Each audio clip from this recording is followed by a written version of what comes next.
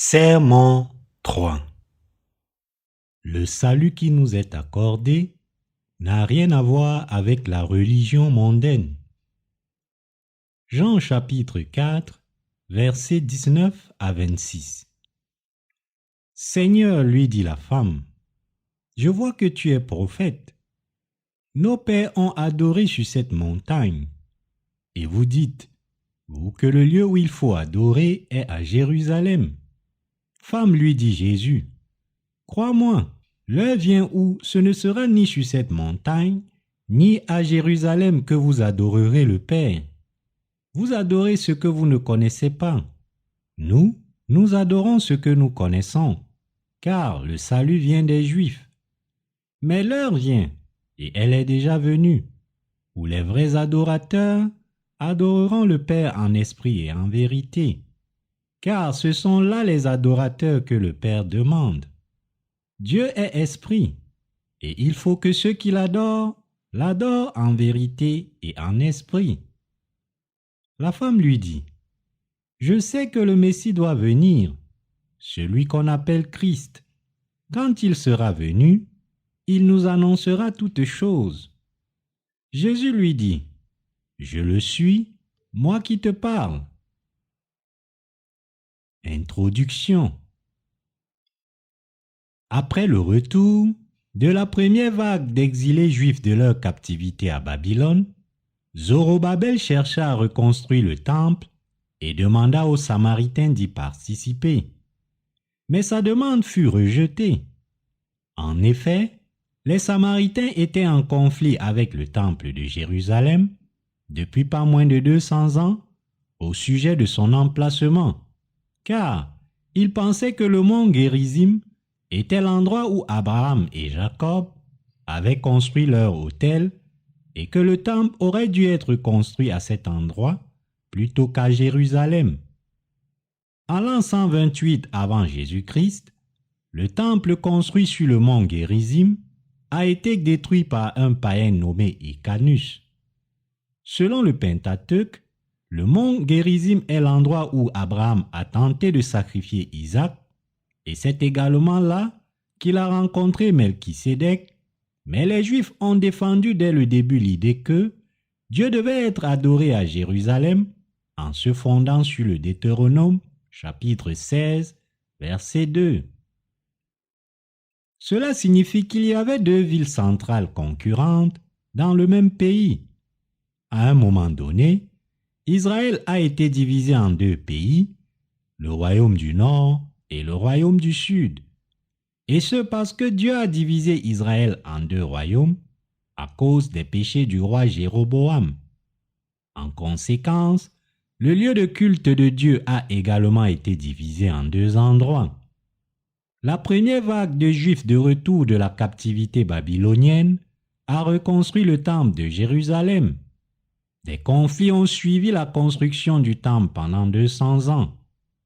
Le peuple d'Israël à Jérusalem s'est disputé avec les Samaritains pendant 200 ans en disant « Jérusalem n'est-elle pas le centre du royaume d'Israël? Pourquoi adorez-vous sur le mont Gérizim ?» Étant donné que le conflit a duré 200 ans, il s'agissait d'une très longue dispute. C'est dans ce contexte historique que la femme samaritaine, dans la lecture des Écritures d'aujourd'hui, a demandé à Jésus quel était leur lieu d'adoration du Seigneur Dieu. Cette femme demandait à Jésus de régler un conflit religieux qui n'avait pas été résolu depuis 200 ans au sujet du lieu d'adoration approprié. Les Juifs soutenant que ce devait être Jérusalem tandis que les Samaritains soutenaient que ce devait être le mont Gérizim. Jésus lui répondit en disant dans Jean chapitre 4, versets 21 à 22, « Femme, lui dit Jésus, crois-moi, l'heure vient où ce ne sera ni sur cette montagne, ni à Jérusalem que vous adorerez le Père. Vous adorez ce que vous ne connaissez pas. Nous adorons ce que nous connaissons, car le salut vient des Juifs. » Jésus a dit que l'heure était venue pour ceux qui adorent Dieu le Père d'adorer en esprit et en vérité. Pour Jésus, ce qui est plus important que le lieu d'adoration de Dieu, c'est que les gens l'adorent en esprit et en vérité. Dieu cherche ceux qui l'adorent en esprit et en vérité, comme il est écrit. Dieu est esprit, et il faut que ceux qui l'adorent en esprit et en vérité. En d'autres termes, le Seigneur dit que ceux qui adorent Dieu doivent d'abord être véritablement lavés et naître de nouveau de tous les péchés de leur cœur et de tous les péchés de ce monde par le baptême qu'il a reçu, puis adorer Dieu. Ce que nous devons saisir ici, c'est que notre adoration de Dieu est spirituelle et ne dépend pas du lieu de culte. Pour adorer Dieu correctement en esprit, nous devons l'adorer comme des nés de nouveau, c'est-à-dire que nous devons d'abord naître de nouveau en croyant à la grâce de Dieu, au fait que Jésus-Christ a lavé tous les péchés de nos cœurs par son baptême lorsqu'il est venu sur cette terre. C'est également de cette manière que nous devons adorer Dieu aujourd'hui. Cela signifie que les croyants chrétiens d'aujourd'hui doivent aussi être lavés de tous leurs péchés en croyant à la parole du baptême que Jésus a reçu de Jean-Baptiste pour effacer les péchés de l'humanité. La foi du christianisme d'aujourd'hui est construite sur le credo de Nicée qui a été promulgué lors du premier concile de Nicée en l'an 325 après Jésus-Christ. En conséquence, les chrétiens d'aujourd'hui croient invariablement en Jésus crucifié qui a versé son sang sur la croix, ignorant la véritable parole selon laquelle Jésus a porté les péchés de ce monde par la parole du baptême qu'il a reçu de Jean le Baptiste, et ils ne savent donc pas exactement comment Jésus les a délivrés des péchés du monde en tant que leur sauveur. Les chrétiens d'aujourd'hui fondent leur foi sur la notion, manifestée dans le credo de Nicée, que seul le Jésus crucifié est le sauveur. Même s'ils croient en Jésus comme leur sauveur, ils se sentent toujours obligés de se tourner vers leur propre prière de repentance ou vers la doctrine de la sanctification progressive pour faire face aux péchés qu'ils commettent après avoir cru en Jésus. Ainsi, la foi des chrétiens d'aujourd'hui est fondée et construite sur le credo de Nicée. Cependant, comme ces chrétiens ont été trompés par le credo de Nicée qui dit « Jésus a souffert sous Ponce Pilate, a été crucifié, est mort », ils ne réalisent même pas qu'ils croient en Jésus-Christ comme leur sauveur, tout en ignorant et en laissant de côté son baptême, qui est venu par l'eau et l'esprit. Et c'est un problème encore plus grand qu'ils soient spirituellement inconscients de ce fait. Nous devons remonter dans l'histoire jusqu'en l'an 325 après Jésus-Christ et prêter une attention particulière au credo de Nicée qui a été approuvé lors du premier concile de Nicée convoqué par l'empereur Constantin. Le credo de Nicée a été promulgué alors qu'il omettait le fait que le Seigneur a porté les péchés de ce monde une fois pour toutes en étant baptisé par Jean-Baptiste et par cette omission, il a conduit les chrétiens d'aujourd'hui à commettre une grave erreur dans leur esprit. Depuis sa promulgation, le credo de Nicée a conduit d'innombrables chrétiens à penser à tort que seul le Jésus crucifié est leur sauveur, tout en omettant la parole du baptême de Jésus. Parce que Jésus a porté les péchés de ce monde en étant baptisé par Jean-Baptiste, ceux qui croient en ce fait peuvent laver leurs péchés par la foi, et c'est pourquoi les auteurs du credo de Nicée ont laissé de côté le baptême du Seigneur et ont enseigné à leurs disciples à croire uniquement en Jésus crucifié comme leur sauveur, afin qu'ils restent dans l'ignorance. C'était leur tromperie.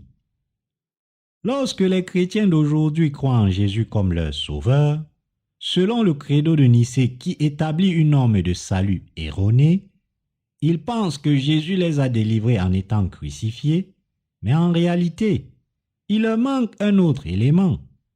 Quelle est donc cette chose que Jésus a faite, en plus de souffrir sous Pilate, d'être crucifié et de mourir.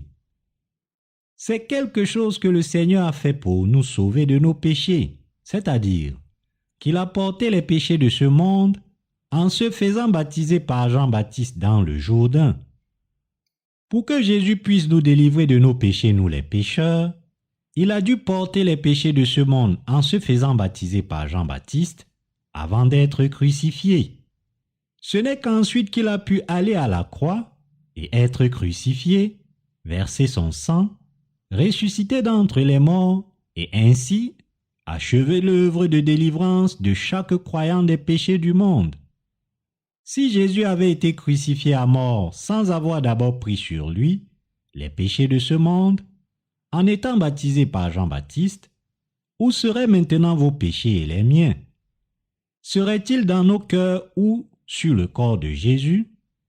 De même que tout effet doit avoir une cause, c'est parce que Jésus a porté les péchés de ce monde une fois pour toutes en étant baptisé par Jean-Baptiste, qu'il a pu être crucifié en portant tous nos péchés, versant son sang et mourir pour nous.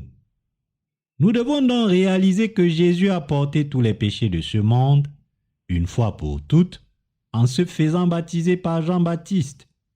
Et nous devons croire au baptême que Jésus a reçu de Jean-Baptiste comme étant la justice de Dieu qui a porté vos péchés et les miens. Cette vérité est écrite en détail dans Matthieu chapitre 3, versets 13 à 17. C'est par son baptême et son sang sur la croix que le Seigneur nous a sauvés. Croire que le Seigneur nous a sauvés des péchés du monde simplement en étant crucifié, ce n'est pas croire en accord avec la parole de Dieu qui nous a tant aimés qu'il a fait porter à son Fils les péchés de l'humanité dans ce monde en se faisant baptiser par Jean-Baptiste. C'est plutôt croire selon ses propres pensées humaines. C'est croire en Jésus comme une religion mondaine selon les pensées de l'humanité, en pensant que l'on est sauvé simplement en croyant en Jésus crucifié. C'est pourquoi tant de chrétiens aujourd'hui confessent qu'ils sont toujours pécheurs, bien qu'ils croient en Jésus comme leur sauveur. Ils vivent comme des pécheurs incapables d'être la lumière de ce monde parce qu'ils croient en Jésus comme en une religion mondaine. Dans la lecture de l'Écriture de ce jour, Jésus a parlé de ceux qui adorent en esprit et en vérité. Cependant, les chrétiens d'aujourd'hui ne pourraient pas être plus éloignés de ceux qui adorent en esprit et en vérité. Ils ont été rendus incapables d'adorer Dieu en esprit parce que l'empereur Constantin a promulgué le credo de Nicée lors du premier concile de Nicée dans l'Antiquité tardive. Le credo de Nicée de Constantin ne mentionne pas l'importante œuvre de salut que Jésus a accomplie en se faisant baptiser par Jean-Baptiste. Nous pouvons découvrir ce fait en examinant le credo des apôtres d'aujourd'hui. Il est écrit dans le credo des apôtres que Jésus-Christ a été conçu du Saint-Esprit et est né de la Vierge Marie, qui a souffert sous Ponce Pilate, a été crucifié, est mort. Nous pouvons voir ici qu'il manque un ministère très important de Jésus. Il faudrait écrire ici: Jésus a porté les péchés de l'humanité en étant baptisé par Jean-Baptiste et enregistrer le fait que les péchés de l'humanité ont été transmis à Jésus. C'est le péché que les auteurs du credo de Nicée ont commis lorsqu'ils l'ont élaboré. En adoptant le credo de Nicée, ils ont omis l'œuvre que Jésus a accomplie en portant les péchés de ce monde par le baptême qu'il a reçu de Jean-Baptiste, et c'est le péché qu'ils ont commis contre Dieu qui s'apparente à l'obstruction du ministère de Jésus par Satan. Personne n'a commis un plus grand péché contre Dieu que ces personnes. Il ne s'agit pas d'un problème mineur. Cela signifie que dans le processus par lequel les auteurs du credo de Nicée ont transformé le christianisme en religion d'État, tout en préservant leur propre religion païenne, ils ont exclu de manière proactive la parole du baptême selon laquelle Jésus a porté les péchés de l'humanité en étant baptisé par Jean-Baptiste. subsumant ainsi le christianisme sous leur religion romaine.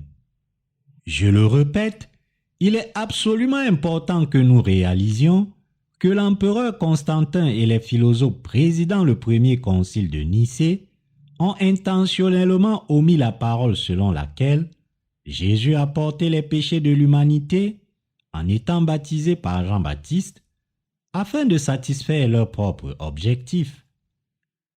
Par conséquent, les croyants et les ministres chrétiens d'aujourd'hui doivent être lavés de leurs péchés en croyant à la parole selon laquelle Jésus a porté les péchés de ce monde en étant baptisé par Jean-Baptiste et en les portant sur la croix.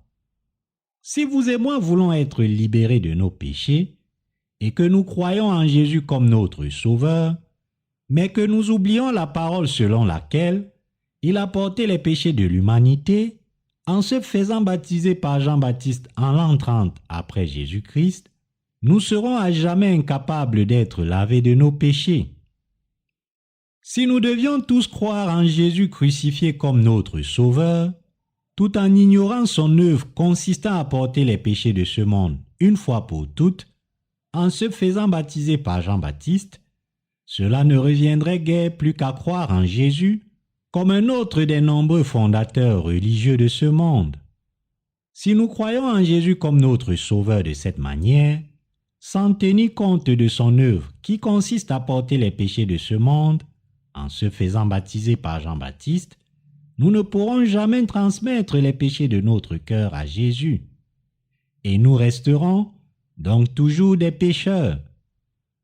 Aujourd'hui, au XXIe siècle, nous avons l'occasion de trouver à nouveau la preuve dans la parole de Dieu que Jésus a accepté les péchés de ce monde sur son corps une fois pour toutes en étant baptisé par Jean-Baptiste et d'y croire. Nous devons retrouver notre salut par la foi en la parole du baptême que Jésus a reçu de Jean-Baptiste. Comme une nation perdue est retrouvée, nous devons croire à nouveau en plaçant notre foi dans la vraie parole que Jésus a porté nos péchés sur son corps. Nous devons retrouver la foi que les péchés de ce monde peuvent être lavés par le baptême de notre Seigneur Jésus-Christ. Nous devrions être capables de glorifier Dieu par la foi. Dans le cadre de son œuvre de salut, Jésus a été baptisé par Jean-Baptiste avant de souffrir sa mort sur la croix, et nous devons obtenir le lavage de nos péchés en connaissant ce fait et en y croyant. En bref, nous devons croire et accepter dans nos cœurs le fait que Jésus a lavé nos péchés par son baptême. La réforme lancée par des réformateurs protestants tels que Martin Luther, Calvin, John Knox et Zwingli a également épousé une foi conforme au credo de Nicée, qui ne mentionne pas le fait que Jésus a porté et ôté les péchés du monde en se faisant baptiser par Jean-Baptiste. En conséquence, la foi de la réforme s'est également soldée par un échec. C'est pourquoi les chrétiens d'aujourd'hui, qui suivent le credo de Nicée, vivent tous encore comme des pécheurs, bien qu'ils croient en Jésus. Parmi les réformateurs protestants, le théologien qui a le mieux réussi à systématiser les doctrines chrétiennes est Jean Calvin, un Français. Il a écrit l'Institution de la religion chrétienne, qui s'articule autour de ces 5 doctrines calvinistes. Cependant, comme Calvin a lui aussi fondé sa foi sur le credo de Nicée, lui et ses nombreux disciples n'ont pas compris la justice du Seigneur. Pour illustrer cela, même si le Seigneur a dit que l'on ne peut entrer dans le royaume de Dieu que si l'on est né de nouveau d'eau et d'esprit, de nos jours, il n'y a personne qui comprenne et témoigne de l'eau dont le Seigneur a parlé ici. C'est une terrible tragédie. Nous pouvons voir que l'eau dont le Seigneur parle ici fait référence au baptême que Jésus a reçu de Jean-Baptiste dans le Jourdain pour porter les péchés de ce monde. En effet, pour que le Sauveur puisse délivrer les pécheurs, qui sont tous les descendants d'Adam de leurs péchés, il a dû lui-même ôter tous les péchés de l'humanité en se faisant baptiser par Jean-Baptiste, le plus grand de tous les hommes nés de femmes. Ainsi, Lorsque Jésus était sur le point d'être baptisé, il l'expliqua à Jean-Baptiste en disant « Laisse faire maintenant, car il est convenable que nous accomplissions ainsi tout ce qui est juste. » Matthieu chapitre 3, verset 15.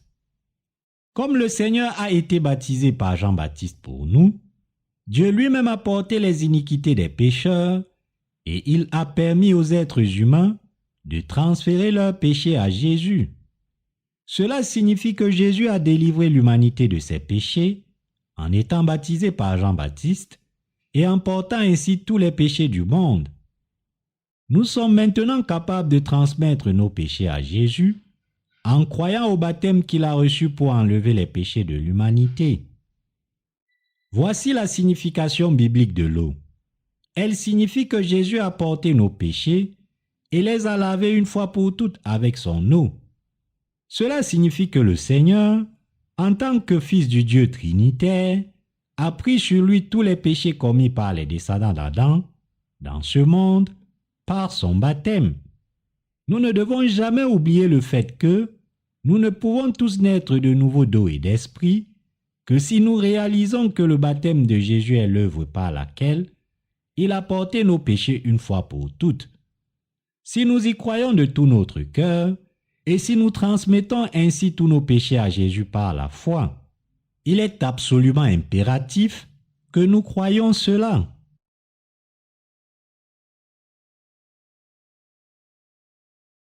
Ne nous battons pas pour nos foi dénominationnelles différentes. Ici, la Samaritaine dit à Jésus, « Tu es juif, et les Juifs disent que nous devons adorer à Jérusalem, alors que nos ancêtres disent que nous devons adorer sur le mont Gérizim. Alors, que devons-nous faire ?» Comme nous pouvons le voir d'après les propos de la femme, les Samaritains de cette époque disaient que Dieu devait être adoré sur le mont Gérizim. Ils se disputaient avec les Juifs, arguant que Jérusalem n'était pas le bon lieu de culte. Même si Israël était une seule nation, ils avaient deux lieux pour adorer Dieu. Ainsi, les Juifs et les Samaritains se battaient entre eux, même s'ils croyaient au même Seigneur Dieu. À l'origine, il n'y avait qu'un seul lieu de culte pour le peuple d'Israël, qui était le temple de Jérusalem. Ainsi, le peuple d'Israël s'était rendu à Jérusalem pour offrir le sacrifice du jour des expiations. Cependant, Israël a été divisé en deux royaumes à l'époque du roi Jéroboam, alors que l'idolâtrie sévissait. Cela s'est produit à cause de la colère de Dieu sur les idolâtres. C'est pourquoi la Samaritaine était confuse dans son esprit se demandant « Où dois-je adorer pour être béni ? Serais-je béni par Dieu si je l'adore dans le temple de Jérusalem ?» Il était tout à fait compréhensible que la femme se pose une telle question, puisque la nation d'Israël avait été divisée en deux royaumes, celui du sud et celui du nord, et qu'ils se battaient entre eux sur cette question depuis 2000 ans. Cependant, Jésus a dit à la femme que cela n'avait pas d'importance, qu'elle adore à Jérusalem ou sur le mont Gérizim en lui disant « Mais l'heure vient, et elle est déjà venue, où les vrais adorateurs adoreront le Père en esprit et en vérité. Car ce sont là les adorateurs que le Père demande. Dieu est esprit, et il faut que ceux qui l'adorent en esprit et en vérité. » Jean chapitre 4, versets 23 à 24. Jésus disait à la Samaritaine, « Peu importe où vous adorez Dieu, mais l'heure vient où vous adorerez Dieu le Père en esprit et en vérité. » Ici, Jésus-Christ disait que, comme il a porté et enlevé les péchés de ce monde en étant baptisé par Jean-Baptiste, le jour venait où les gens recevraient la rémission des péchés dans leur cœur, en remettant leurs péchés, obtiendraient la rédemption de la croix et adoreraient Dieu leur Sauveur par la foi.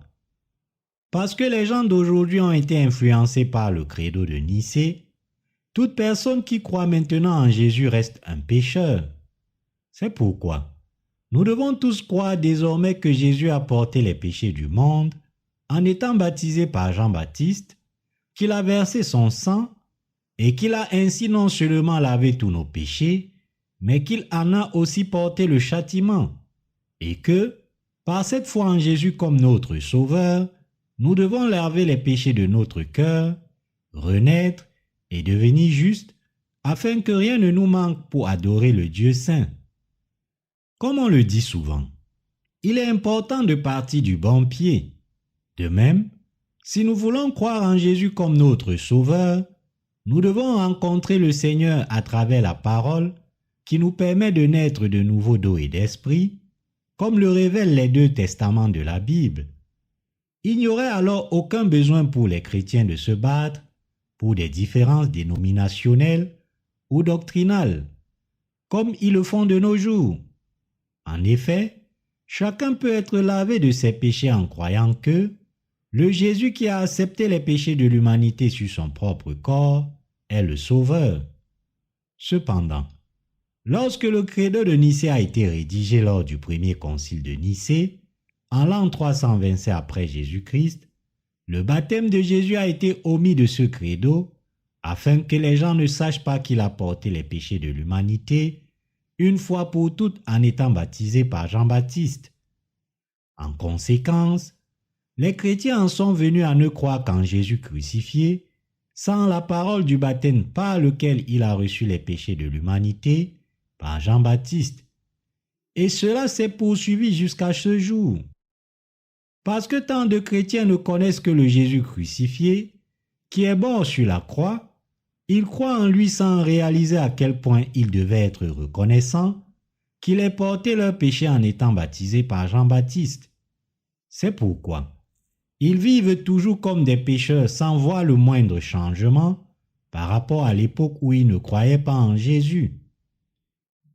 Aujourd'hui, les chrétiens sont devenus de simples pratiquants religieux, tout comme n'importe quelle autre personne religieuse dans le monde. Ce qu'il faut bien comprendre ici, c'est que les religions du monde consistent à trouver des objets sur lesquels s'appuyer avec les propres pensées de l'homme, et ceux qui mettent leur foi dans ces objets sont des pratiquants religieux. Qu'en est-il de vous? En tant que chrétien qui croit en Jésus aujourd'hui, êtes-vous un pratiquant religieux ou êtes-vous quelqu'un qui est né de nouveau de vos péchés en croyant à la parole de l'eau et de l'esprit, telle qu'elle est écrite dans la Bible? Nous appartenons tous à l'un ou l'autre de ces 2 types de personnes. Il est impératif pour nous de comprendre ce que Jésus a voulu dire lorsqu'il a dit « L'heure vient où vous renaîtrez d'eau et d'esprit, où vous croirez en lui, l'appellerez votre Père et l'adorerez. » Ici, l'adoration par la foi de la nouvelle naissance signifie ce qui suit.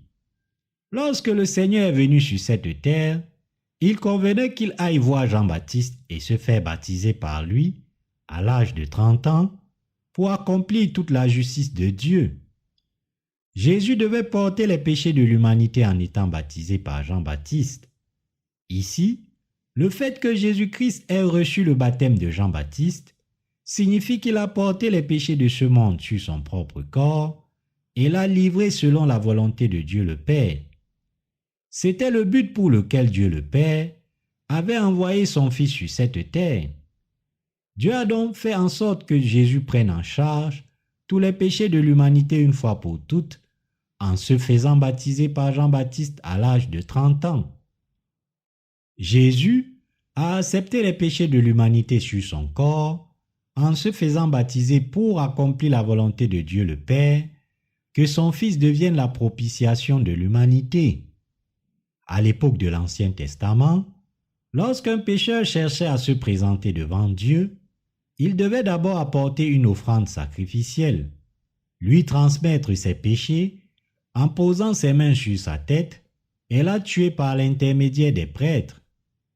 Le grand prêtre de l'époque de l'Ancien Testament transmettait également les péchés du peuple d'Israël à l'animal sacrifié en posant ses mains sur sa tête. De la même manière, Jean-Baptiste a transmis les iniquités des pécheurs au corps de Jésus. en imposant les mains sur sa tête et en le baptisant. Matthieu chapitre 3, versets 13 à 17. Ainsi, en étant baptisé par Jean-Baptiste, Jésus a cherché à s'offrir à Dieu en tant que propitiation pour les péchés de l'humanité, à la place de chacun, et à devenir ainsi le sauveur de ceux qui croient maintenant en lui. C'est pourquoi Jésus a dit, « Ceux qui adorent Dieu doivent adorer par la foi qui a lavé les péchés de leur cœur, car il est le Fils de Dieu. » La Samaritaine dit, « Je sais que le Messie doit venir, celui qu'on appelle Christ. Quand il sera venu, il nous annoncera toutes choses. » Cette femme savait que le Christ venait sur cette terre en tant que sauveur. Elle croyait avec espoir. Quand le Christ viendra sur cette terre, il résoudra tous ses problèmes et nous sauvera de nos péchés. Il nous apprendra s'il est juste d'adorer sur le mont Gérizim ou à Jérusalem. Jésus a ensuite parlé de lui-même à la femme au verset 26. « Je le suis, moi qui te parle. » Il lui rendit témoignage de lui-même en disant, « Moi qui te parle, je suis le Christ. Celui que tu attends n'est autre que moi. » Jésus savait très bien qui cette femme attendait. Le Seigneur a vu clair dans son cœur. La femme a alors laissé son pot d'eau, est retournée dans sa ville et a témoigné à ses voisins que Jésus était le Christ en disant, « J'ai rencontré le Christ dont la venue était prophétisée. » C'est ainsi que la Samaritaine a rencontré Jésus comme le Christ à venir et a été sauvée. Ce que je veux dire ici, c'est que, tout comme les questions de la Samaritaine sur le lieu de culte n'étaient pas très importantes, aujourd'hui, que nous croyons à la théologie calviniste, arminienne ou wesleynienne n'est pas ce qui est important pour nous. Il est bien plus important que nous sachions et que nous croyions que le Seigneur est venu dans ce monde, qu'il a porté les péchés ainsi que les vôtres et les miens, en se faisant baptiser par Jean-Baptiste, qu'il a été crucifié et qu'il est mort sur la croix à notre place. Réalisons que Dieu nous a dit d'atteindre d'abord notre salut en croyant en Jésus baptisé qui a versé son sang à la mort pour effacer nos péchés, et recevons la rémission des péchés par la foi et vivons comme des personnes nées de nouveau devant Dieu. Nous devons réaliser ici que la foi d'accepter le lavage des péchés dans nos cœurs une fois pour toutes, en croyant à la parole du baptême de Jésus, est la foi primordiale de la naissance. C'est pourquoi Jésus a dit, « Dieu est esprit, et il faut que ceux qui l'adorent l'adorent en esprit et en vérité. »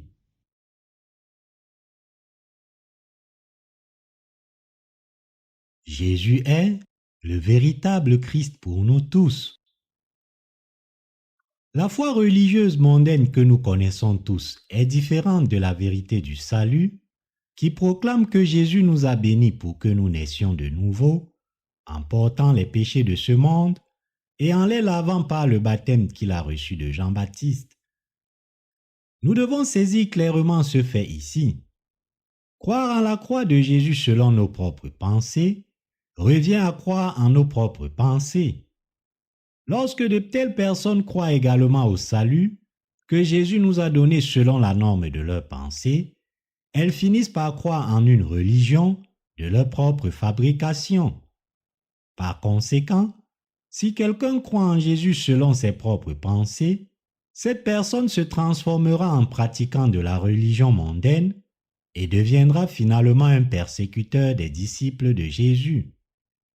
Si quelqu'un croit en la croix de Jésus, telle qu'elle est écrite dans le credo de Nicée de l'Antiquité tardive, cela signifie que cette personne est quelqu'un qui croit en ses propres pensées plus qu'en Jésus, et donc qu'elle restera un pratiquant de la religion mondaine et n'aura finalement rien à voir avec Jésus.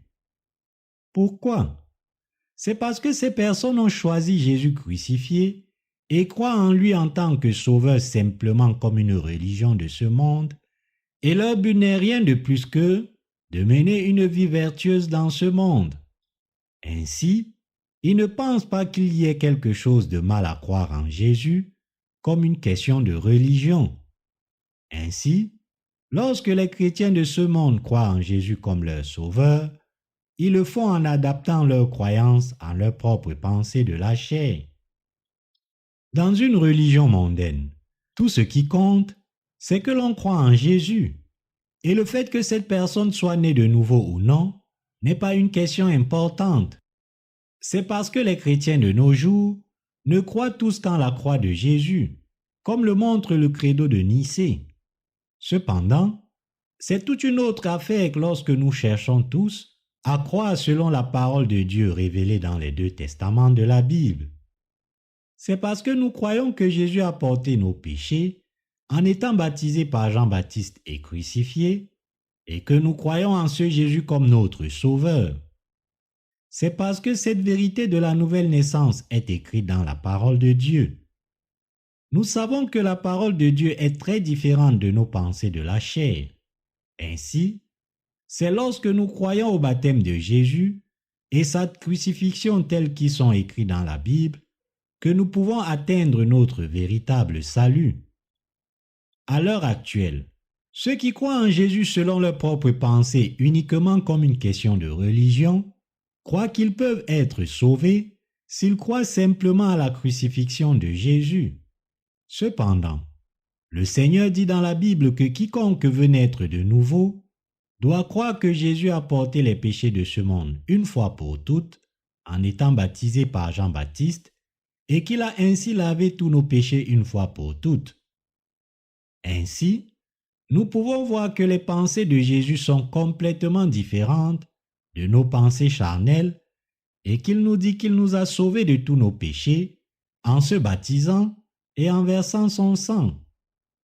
À travers la parole de la Bible, Jésus nous dit que parce qu'il a porté les péchés du monde une fois pour toutes en se faisant baptiser par Jean-Baptiste, les pécheurs d'aujourd'hui peuvent obtenir le salut de leurs péchés par la foi. Nous pouvons également voir que Jésus est le Sauveur qui a payé le salaire de nos péchés par son baptême et son sang. Par conséquent, nous croyons que Jésus nous a sauvés, nous ces croyants en payant le salaire de nos péchés une fois pour toutes, par la parole du baptême qu'il a reçu de Jean-Baptiste et par sa mort sur la croix.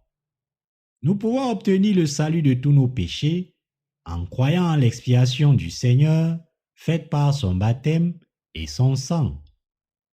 Nous ne sommes pas sauvés de tous nos péchés en croyant en certaines doctrines sectaires de diverses écoles de théologie, telles que le calvinisme ou l'arminianisme. Au contraire, nous sommes sauvés et nés de nouveau des péchés de ce monde uniquement en croyant au salut de l'expiation que le Seigneur a offert par le baptême qu'il a reçu de Jean-Baptiste et par son sang. Nous croyons que Jean-Baptiste a transmis les péchés de ce monde au corps de Jésus une fois pour toutes en le baptisant, et que Jésus a versé son précieux sang sur la croix en portant ses péchés sur son corps, et nous pouvons constater que nous avons été sauvés de tous nos péchés en croyant à ce salut que Jésus a accompli pour nous. Aujourd'hui, au XXIe siècle également, nous avons été sauvés de tous nos péchés en croyant en Jésus comme notre Sauveur, qui a porté les péchés de l'humanité une fois pour toutes en étant baptisé par Jean-Baptiste et qui est devenu notre propitiation pour payer le salaire de nos péchés en versant son sang sur la croix. Nous sommes maintenant sauvés de nos péchés par la foi dans le salut que Jésus a accompli en effaçant tous nos péchés par le baptême qu'il a reçu de Jean-Baptiste et le sang qu'il a versé sur la croix, et non en croyant en une quelconque doctrine théologique de ce monde.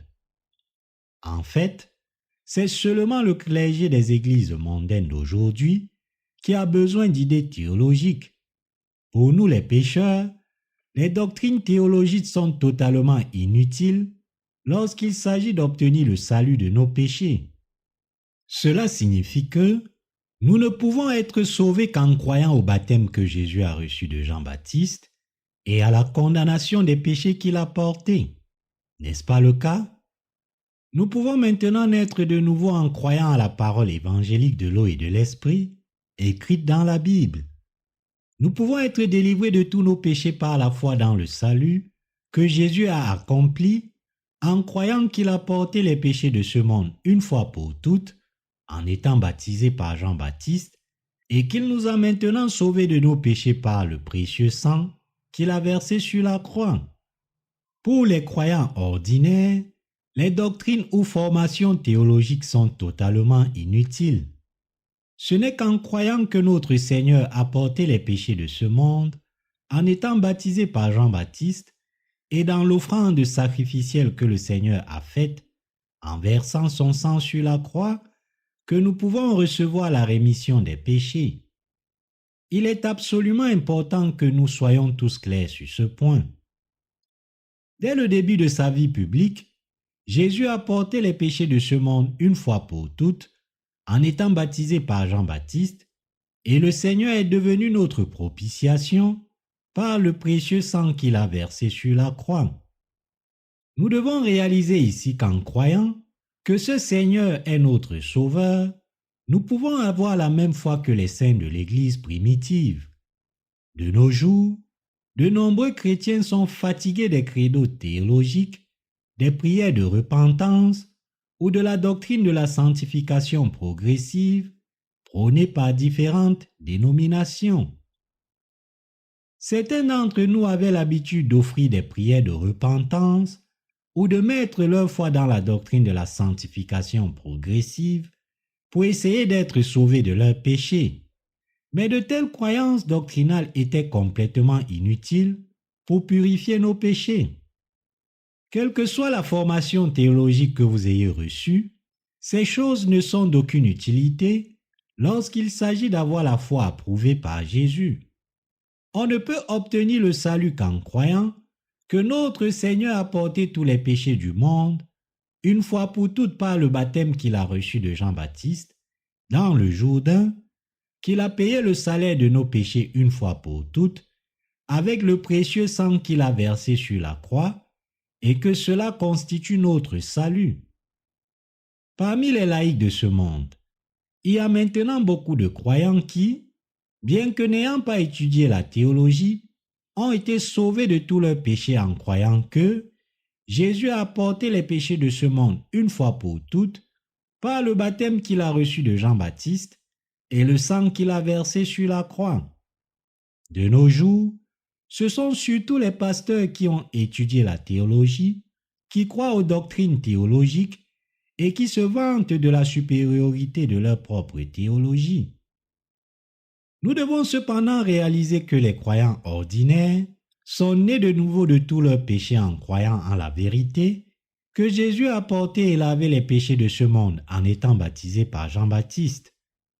Il y a maintenant des laïcs sans grande connaissance en théologie qui ont néanmoins été complètement lavés de leurs péchés en croyant que Jésus est venu sur cette terre, a porté les péchés de ce monde une fois pour toutes, par le baptême qu'il a reçu de Jean-Baptiste, pour nous sauver de ses péchés et a versé son sang sur la croix. Parce que nous croyons tous de tout cœur à la justice de Jésus, qui a résolu les péchés de ce monde par son baptême et son sang, nous pouvons par cette foi recevoir la rémission de tous nos péchés une fois pour toutes.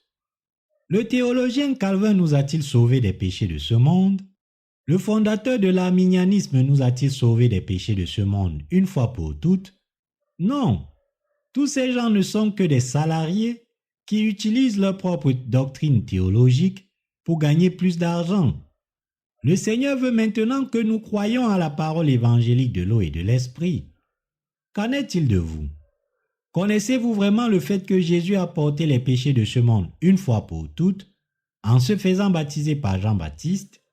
Les théologiens de ce monde sont incapables de nous enseigner cette vérité.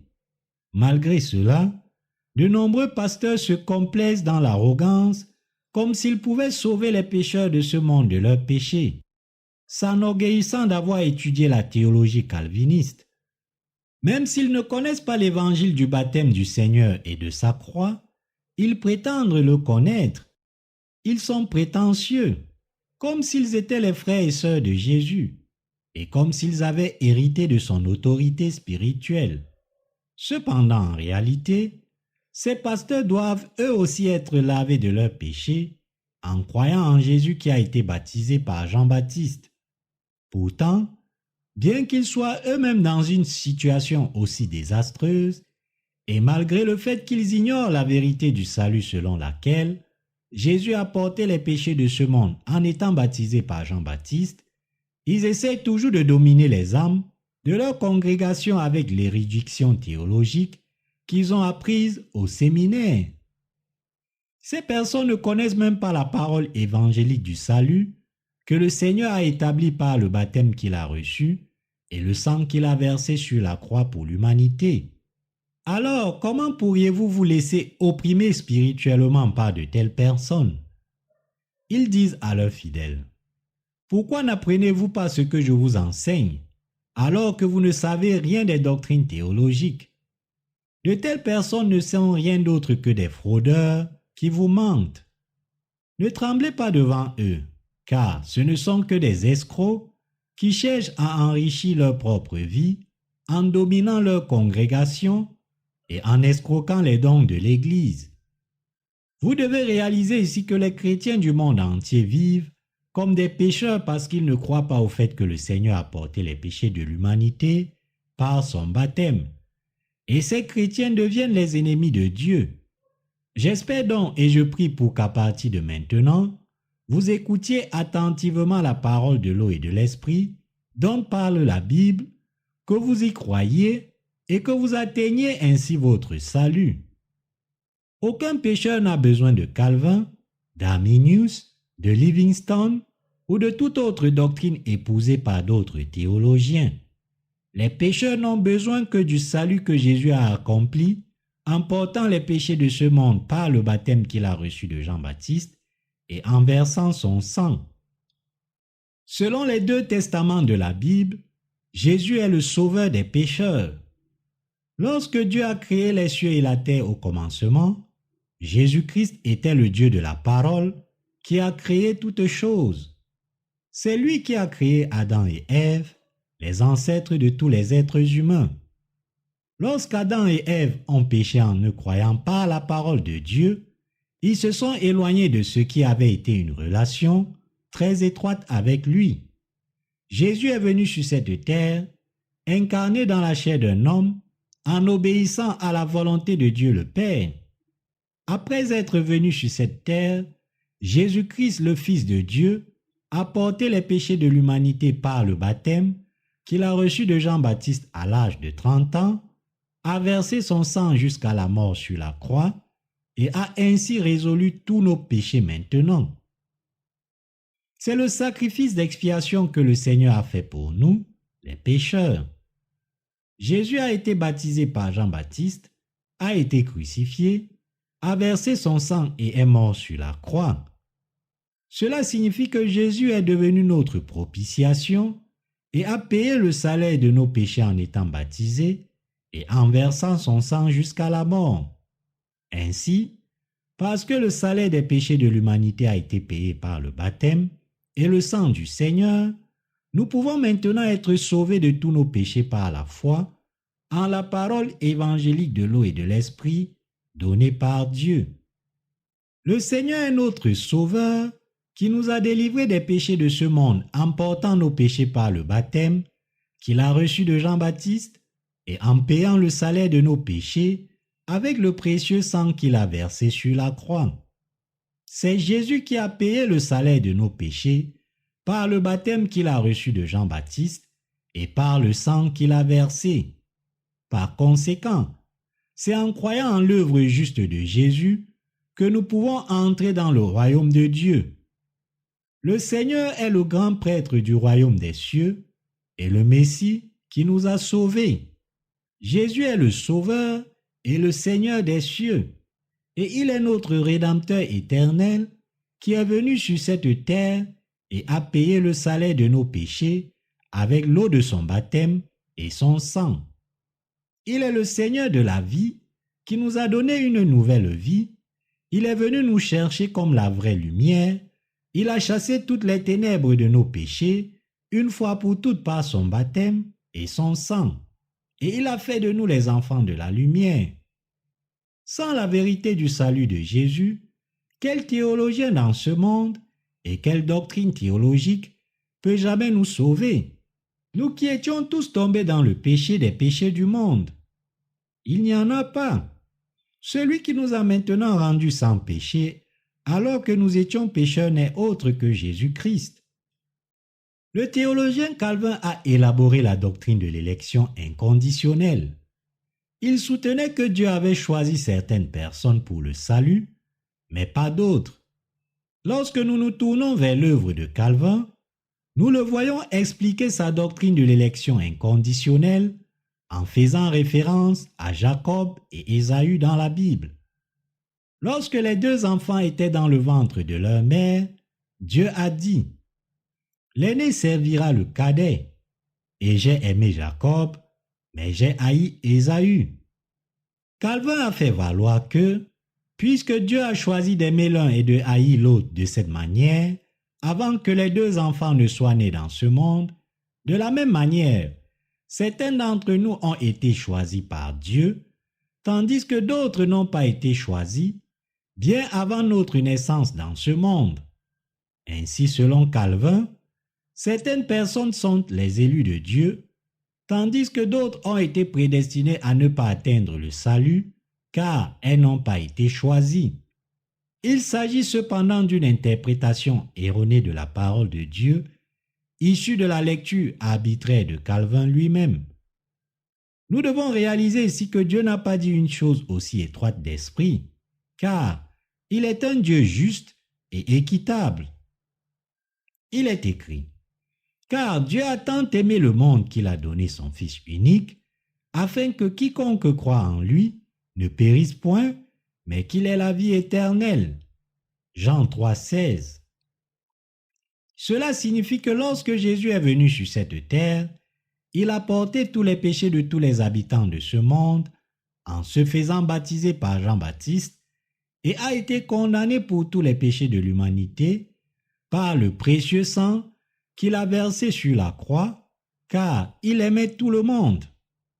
Si nous devions suivre la logique de l'argumentation de Calvin, nous arriverions à la conclusion que Jésus a porté les péchés de certaines personnes en se faisant baptiser par Jean-Baptiste, mais pas ceux des autres. Or, ce n'est absolument pas ce que dit la Bible. Au contraire, le Seigneur dit qu'il a sauvé chaque croyant en portant les péchés de l'humanité une fois pour toutes par son baptême et en mourant une fois pour toutes. Jésus n'a pas choisi et sauvé certaines personnes en particulier sans raison. Jésus est saint, mais il est aussi un Dieu juste. Et par conséquent, l'affirmation selon laquelle il a porté tous les péchés de certaines personnes, mais pas d'autres, par le baptême qu'il a reçu de Jean-Baptiste, porte gravement atteinte à l'équité de Dieu. Jésus a porté les péchés de tous les habitants de ce monde, une fois pour toutes en étant baptisé par Jean-Baptiste.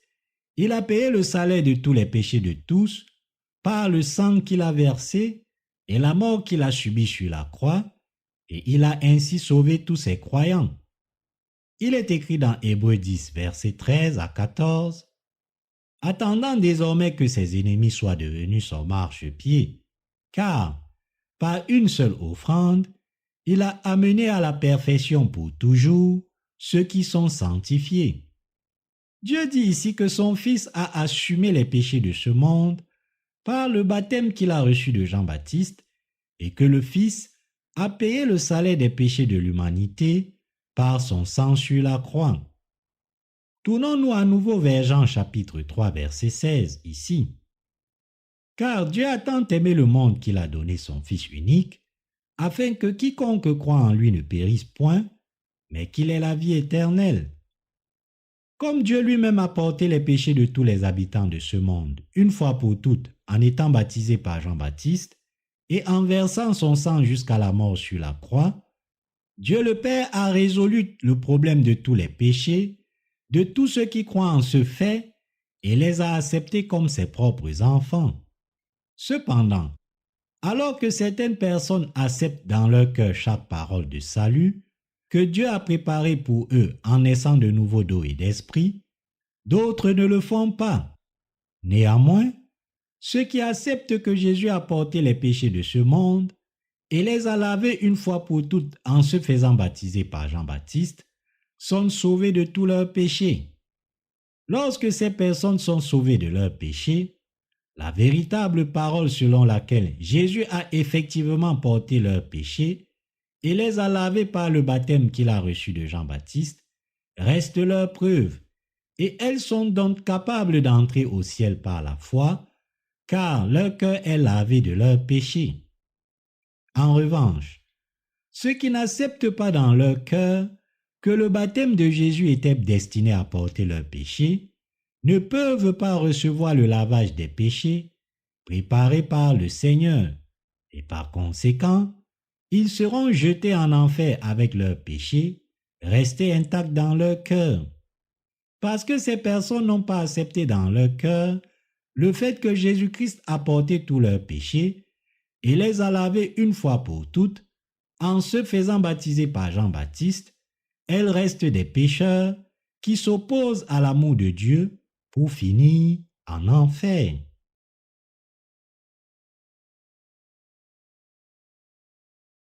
La raison pour laquelle les doctrines théologiques prônées par les théologiens d'aujourd'hui sont erronées. Examinons cette question sous l'angle de l'Épître aux Romains. Dans son sermon du chapitre 9 de l'Épître aux Romains, l'apôtre Paul nous enseigne que notre salut, c'est-à-dire le fait de recevoir de Dieu la rémission des péchés, ne dépend pas de nos œuvres, mais de celui qui appelle. Il est écrit dans les versets 10 à 11.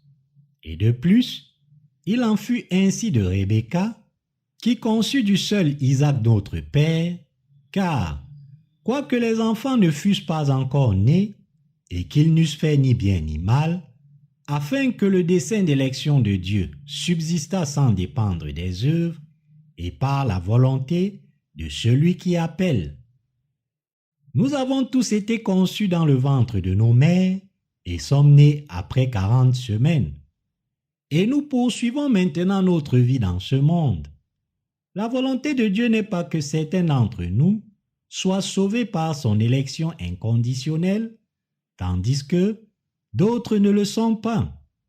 La raison en est que Jésus, Dieu lui-même, a porté les péchés de chacun une fois pour toutes en se faisant baptiser, a payé le salaire de nos péchés avec le sang qu'il a versé et nous a ainsi tous sauvés. Dieu nous a sauvés des péchés de ce monde parce qu'il a lui-même porté les péchés de ce monde en se faisant baptiser par Jean-Baptiste et en payant le salaire de nos péchés avec son sang. C'est pourquoi la Bible dit « et par la seule volonté de celui qui appelle ».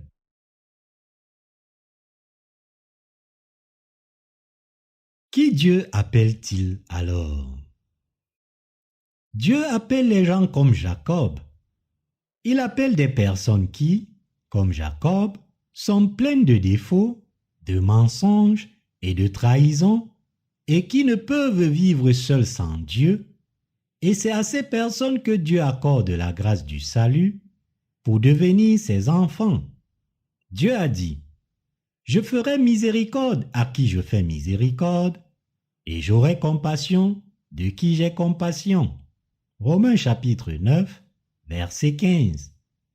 Cela signifie que nous ne sommes pas sauvés par une quelconque œuvre de l'homme, mais uniquement par l'œuvre de celui qui appelle. Ici, la Bible mentionne les œuvres de l'homme. Elle parle aussi de celui qui appelle. Ce passage fait référence à l'histoire d'Ésaü et de Jacob que Rebecca portait dans son ventre comme des jumeaux. Ésaü était l'aîné de la fratrie et Jacob le cadet. Même s'ils étaient jumeaux, ils étaient complètement différents tant par leur personnalité que par leur apparence. L'un d'eux était un mâle alpha, capable de tout faire par lui-même. Il était excellent au tir à l'arc et à l'épée, et il était également fort. L'occupation d'Ésaü était la chasse. Ainsi, avec son carquois sur le dos et une épée à la taille, il sortait le matin pour parcourir les champs et les montagnes, chassait le gibier qu'il rencontrait et le ramenait à ses parents en disant « Maman, j'ai attrapé ce chevreuil aujourd'hui pour le dîner. » Son père appréciait beaucoup Ésaü pour ses talents de chasseur. Jacob était tellement différent. C'était un berger, un homme tendre et facile à vivre. Jacob s'occupait de son troupeau de moutons. Je peux facilement l'imaginer chantant joyeusement dans le champ, peut-être quelque chose comme Danny Boy. « Oh Danny Boy, les pipes appellent de vallée en vallée, et en bas du côté de la montagne. Oh Danny Boy, les pipes appellent de vallée en vallée, et en bas du côté de la montagne, l'été est parti, et toutes les roses tombent. C'est toi qui dois partir, et je dois rester. Mais revenez quand l'été est dans la prairie, ou quand la vallée est silencieuse et blanche de neige. C'est moi qui serai là au soleil ou dans l'ombre. » Contrairement à son frère Ésaü, Jacob était un homme doux et attentionné. C'était quelqu'un qui mangeait le déjeuner que sa mère lui préparait, passait la journée dans les champs et rentrait à la maison au coucher du soleil pour faire consciencieusement son rapport à sa mère. Nous devons nous rappeler ici que le salut que Dieu nous offre ne dépend pas de nos propres actes charnels, qu'ils soient bons ou mauvais. La Bible dit « Afin que le dessein d'élection de Dieu subsistât, sans dépendre des œuvres et par la volonté de celui qui appelle. » Dieu sait très bien que si les actes des êtres humains étaient si parfaits, qu'ils pouvaient vivre sans compter sur lui, il ne lui répondrait même pas s'il les appelait. En d'autres termes, ce ne sont pas des gens comme Ésaü, mais des gens comme Jacob, que Dieu appelle pour leur donner le salut de tous leurs péchés et en fait son peuple. Comme la plupart des gens, j'ai moi aussi essayé de mener une vie vertueuse dans ce monde. Mais la réalité est telle que je me demande combien de personnes ont été blessées par moi. Je me suis un jour demandé si j'étais comme Ésaü ou comme Jacob. Et la conclusion à laquelle je suis parvenu, sachant ce que je savais de moi-même, était que j'étais comme Jacob. Je n'avais aucune force physique, et même si je prétendais être juste et que je prétendais être droit, j'agissais pour mes propres intérêts lorsque les circonstances l'exigeaient. Ainsi, je n'étais absolument pas un grand homme comme Ésaü. Au contraire, j'étais sournois, imparfait, méchant, faible et plein de péchés. C'était certainement vrai aux yeux de Dieu. J'étais quelqu'un de complètement incapable de vivre selon la parole de la loi. C'est précisément pour cela que je vis maintenant en croyant en Jésus comme mon sauveur. Lorsque Jésus est venu sur cette terre, il a effacé les péchés de ce monde une fois pour toutes en se faisant baptiser par Jean-Baptiste, et c'est parce qu'il a porté nos péchés de cette manière par le baptême qu'il a reçu de Jean-Baptiste qu'il a versé son sang sur la croix. Ainsi, j'ai cru en ce Seigneur qui a payé le salaire de mes péchés comme mon sauveur. Maintenant, ce n'est pas seulement moi qui ai été sauvé de tous mes péchés, mais aussi tous ceux qui croient au baptême que Jésus a reçu de Jean-Baptiste et à son sang sur la croix. C'est parce que Jésus nous a sauvés par la parole évangélique de l'eau et de l'esprit. Quelle merveilleuse nouvelle!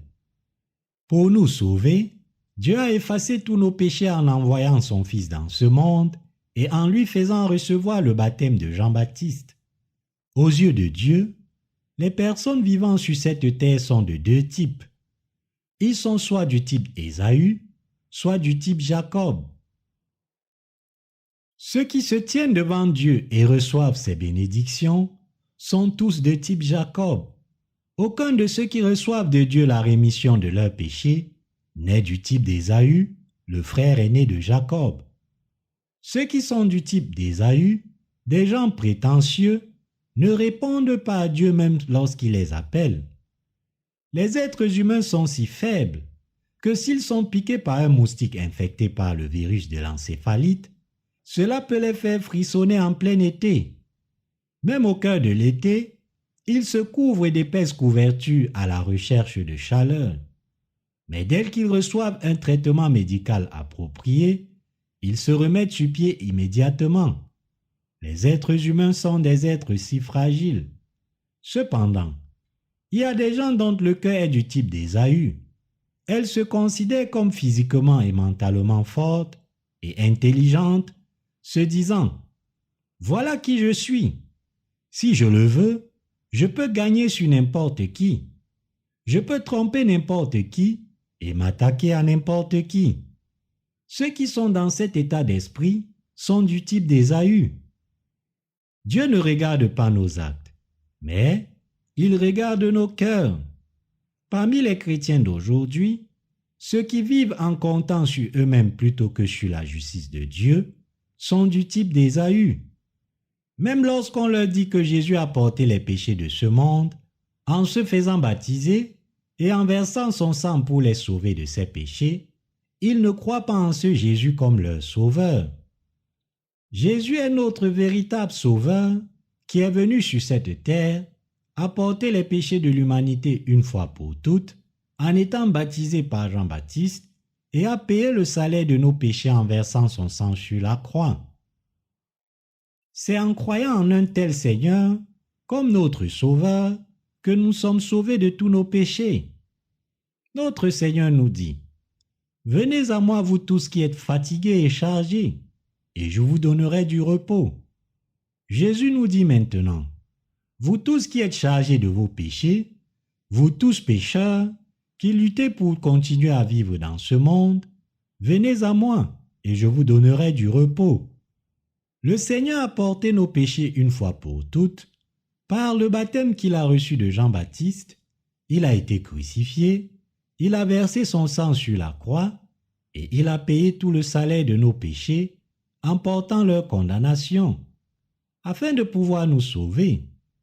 Ayant ainsi payé le salaire des péchés et ressuscité d'entre les morts, il nous dit maintenant, « Venez à moi vous tous. » Cependant, ceux dont le cœur est du type d'Ésaü ne se tournent pas vers le salut offert par Jésus. C'est le point clé du passage qui dit « Afin que le dessein d'élection de Dieu subsistât sans dépendre des œuvres et par la seule volonté de celui qui appelle. » Que les partisans de la doctrine de l'élection interprètent mal. Qui parmi nous peut subsister devant Dieu? Qui peut vivre au milieu des bénédictions de Dieu? Ce sont ceux qui s'admettent devant le Seigneur et lui disent « Seigneur, j'ai absolument besoin de toi. Je ne peux rien faire de mes péchés par moi-même, et je ne peux pas non plus poursuivre ma vie dans ce monde par moi-même. Mon cœur est plein de défauts, je suis trop avide, et ma volonté est trop faible.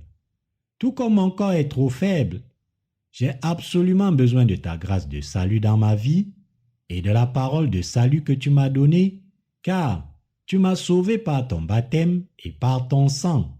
J'ai désespérément besoin de ton aide, Seigneur. » Ce sont ceux qui demandent à Dieu son aide comme cela que Dieu appelle à recevoir les bénédictions du salut en croyant au baptême de Jésus-Christ, à son sang sur la croix et à sa mort comme leur salut.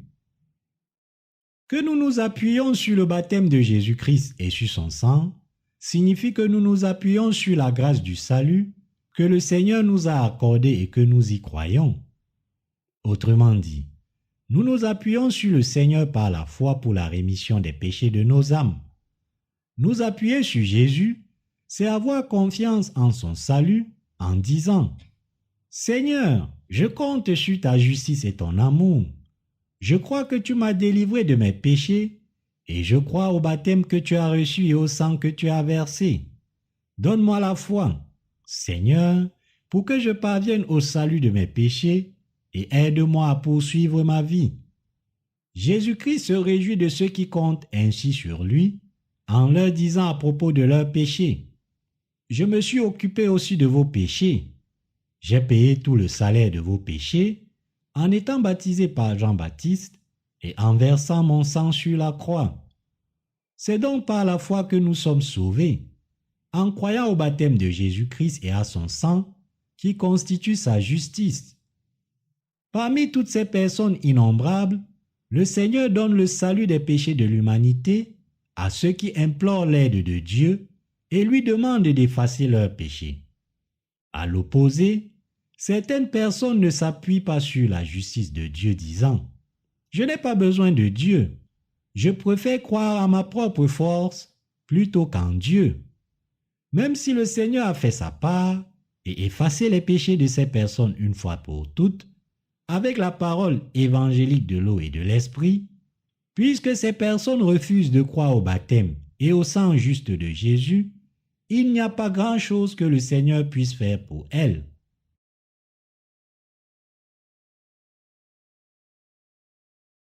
La Bible ne dit pas que Dieu nous a élus sans condition.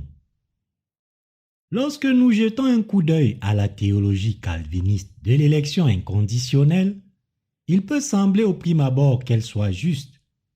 Mais lorsque nous nous tournons vers la Bible, nous voyons que ce n'est pas le cas. Le Seigneur a dit dans Romains chapitre 9 verset 11, « Car, quoique les enfants ne fussent pas encore nés et qu'ils n'eussent fait ni bien ni mal, afin que le dessein d'élection de Dieu subsistât sans dépendre des œuvres et par la volonté de celui qui appelle. » Ici, le Seigneur dit que Dieu n'appelle pas ceux qui respectent sa loi sans faille, mais plutôt ceux qui sont défectueux aux yeux du Seigneur, qui pêchent tout le temps et qui en souffrent. Et ce sont ces personnes que Dieu fait de ses enfants. Dieu dit, afin que le dessein d'élection de Dieu subsistât, sans dépendre des œuvres et par la seule volonté de celui qui appelle. Qui donc Dieu appelle-t-il à se tenir devant lui? Ce ne sont pas des gens comme Ésaü, mais des gens comme Jacob. Pour nous éduquer, Dieu a dit la vérité du salut en comparant Ésaü et Jacob pour que nous la comprenions plus facilement. Lorsque Dieu regarde les êtres humains, il demande à chacun, « Es-tu Ésaü ou Jacob ?» De ces deux types de personnes, Dieu donne le salut et ses bénédictions à ceux qui sont comme Jacob. Il y a des gens qui, bien qu'ils soient admirables à tous égards et qu'ils aient tout ce qu'ils peuvent demander dans le monde, connaissent leurs péchés et leurs défauts et croient donc que Dieu a créé les cieux et la terre et s'appuie sur la justice de Jésus-Christ. Il est très probable que de telles personnes soient sauvées de leurs péchés. Pour de tels pécheurs, Dieu a envoyé son Fils Jésus sur cette terre et lui a fait porter les péchés de ce monde en le baptisant par Jean-Baptiste, et le Seigneur a ainsi apporté le salut. Pour ceux qui parmi l'humanité connaissent leurs défauts et souhaitent maintenant être lavés de leurs péchés en s'appuyant sur la parole de son baptême et en y croyant, le Seigneur a préparé leur salut du péché et les attend. Le Seigneur prend soin des péchés de ces personnes qui comptent sur sa justice et garantit leur avenir. Dieu sauve de leurs péchés ceux qui croient de tout cœur à la parole du baptême que notre Seigneur Jésus-Christ a reçu et à la parole du sang qu'il a versé. Par conséquent, tous les arguments et doctrines des théologiens sont rendus complètement inutiles devant le salut de l'eau et de l'esprit que le Seigneur a donné à chaque pécheur vivant sur cette terre. En fait, les personnes qui s'engagent dans de tels arguments ne savent rien de la justice de Dieu. Pourtant, ils ne cessent de vanter leur formation théologique et pour cela, ils sont très respectés par les pratiquants.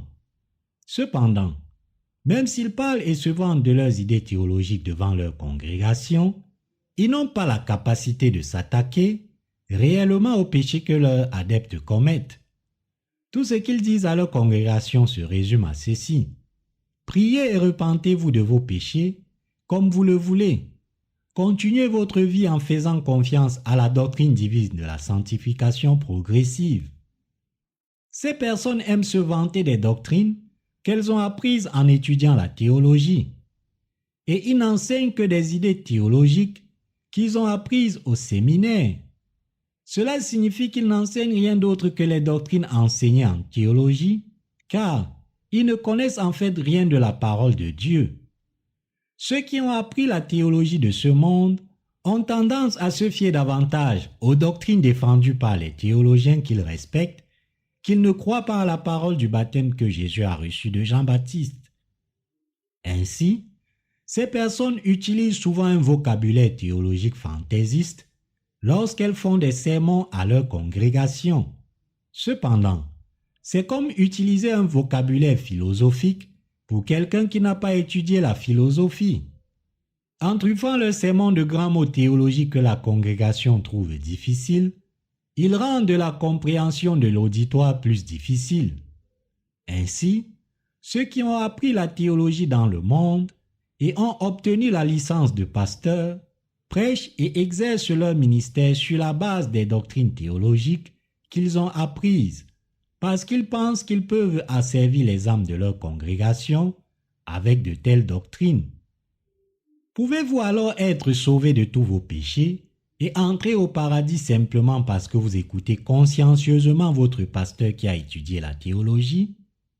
Si vous apprenez beaucoup d'idées théologiques, parviendrez-vous à connaître la parole évangélique de l'eau et de l'esprit et à naître de nouveau?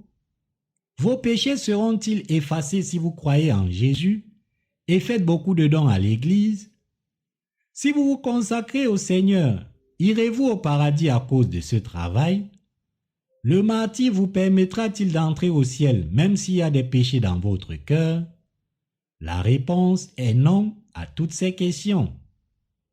Nous ne devons jamais oublier le fait que nous sommes tous nés pécheurs par notre nature inhérente, car nous sommes tous nés descendants d'Adam. En tant qu'êtres humains, nous ne sommes sauvés que si nous écoutons attentivement la volonté du Seigneur qui nous a appelés et si nous croyons à la parole évangélique de l'eau et de l'esprit qu'il a donnée à l'humanité, c'est-à-dire que nous devons avoir la foi dans le sacrifice du Seigneur et croire qu'il a porté les péchés de ce monde en étant baptisé par Jean-Baptiste, qu'il a transféré nos péchés de nous à son propre corps et qu'il a été condamné pour eux sur la croix. En d'autres termes, nous ne pouvons être sauvés qu'en croyant que le châtiment des péchés que notre Seigneur a porté par son baptême et son sang sur la croix était le prix même qu'il a payé pour nos péchés.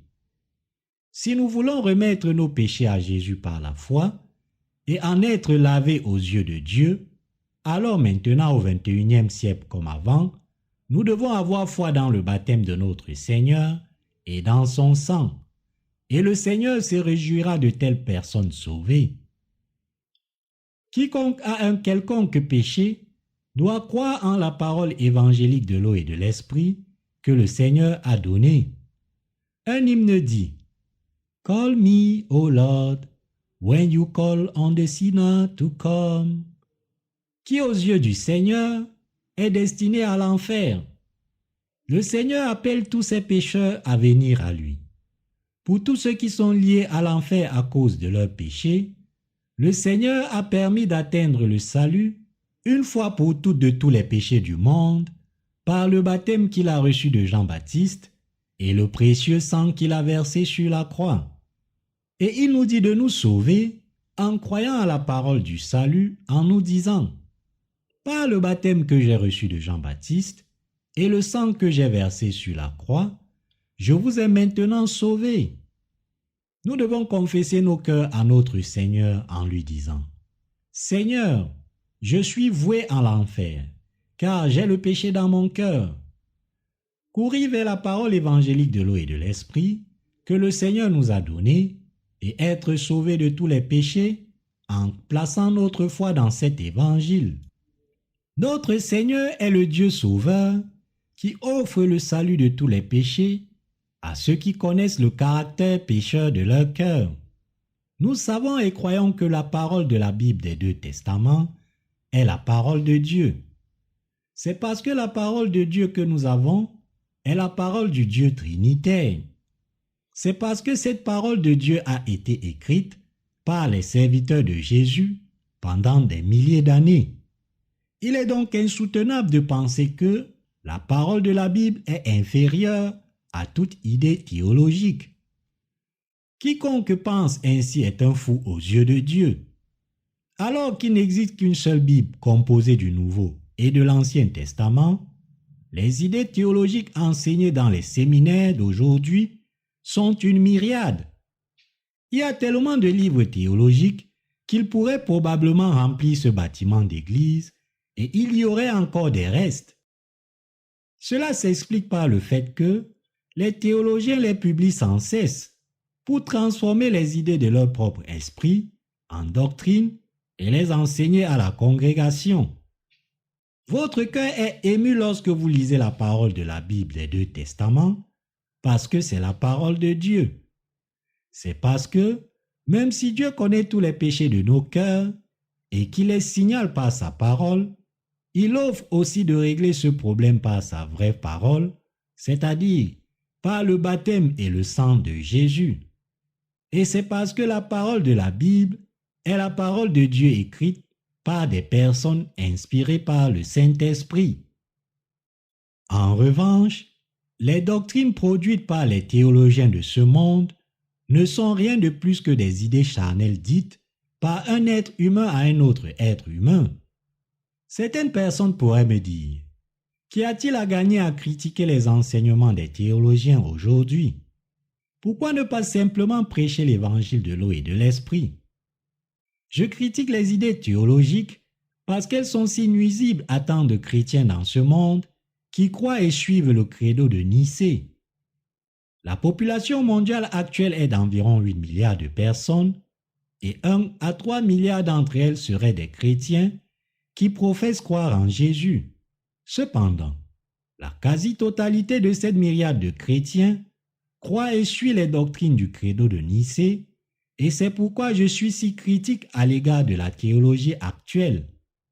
De plus, les théologiens n'enseignent pas l'évangile de l'eau et de l'esprit, écrit dans les deux testaments de la parole des Écritures.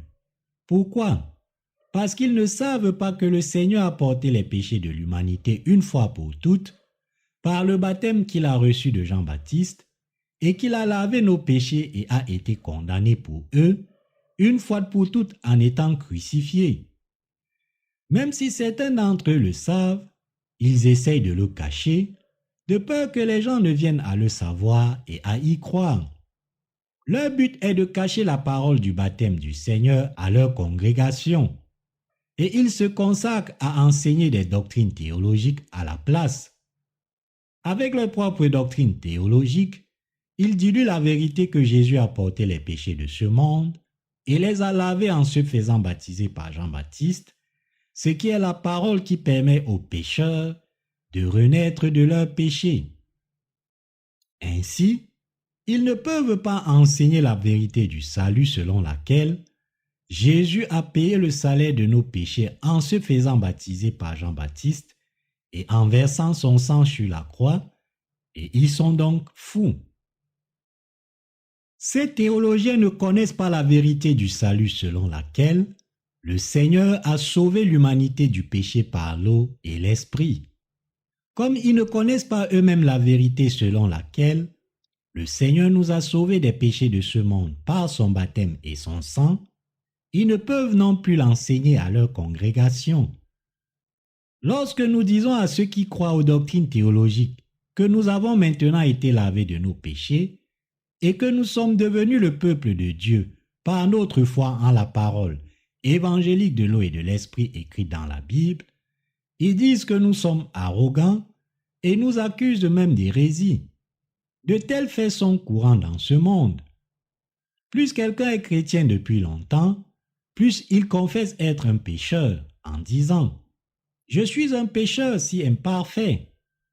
Et les théologiens approuvent la foi de ces personnes en disant « Réussite ».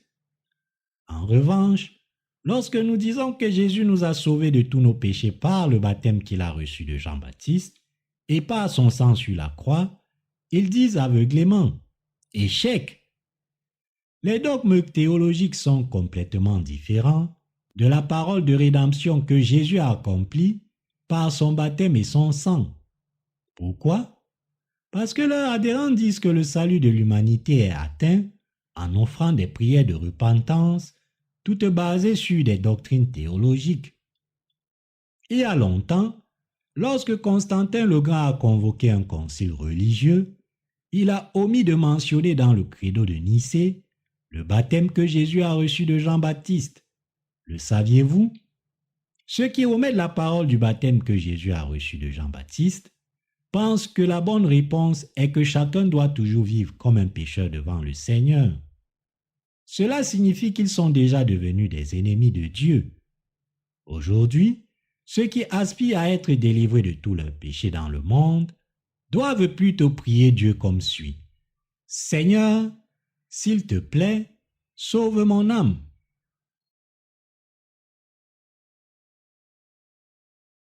Pourquoi la femme samaritaine n'a-t-elle pas pu être sauvée de ses péchés avant de rencontrer le Seigneur? La Samaritaine n'avait pas été sauvée, car elle n'avait pas rencontré Jésus le Messie.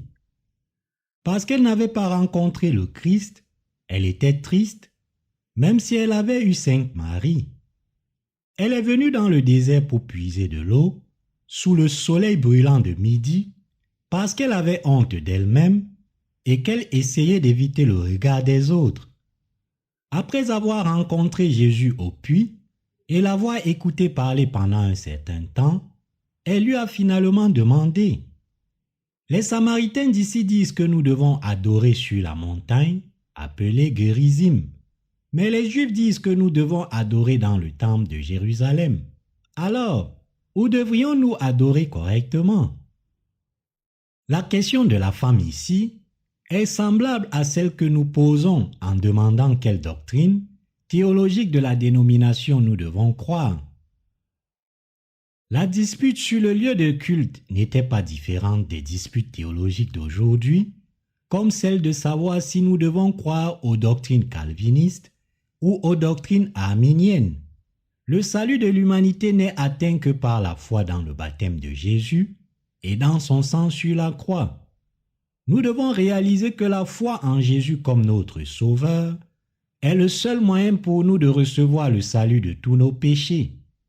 Seule la parole des Écritures des deux testaments est la lumière qui éclaire la vérité du salut.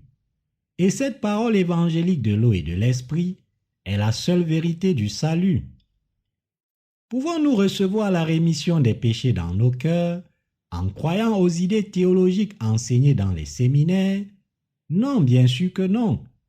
Nous sommes lavés de nos péchés en croyant de tout cœur à la véritable parole de l'Évangile, selon laquelle le baptême que Jésus a reçu de Jean-Baptiste et son sang sur la croix sont le prix qui a payé le salaire de nos péchés. Avez-vous essayé de recevoir la rémission des péchés en croyant aux idées d'une certaine dénomination? Avez-vous reçu la rémission des péchés en croyant en certaines doctrines sectaires?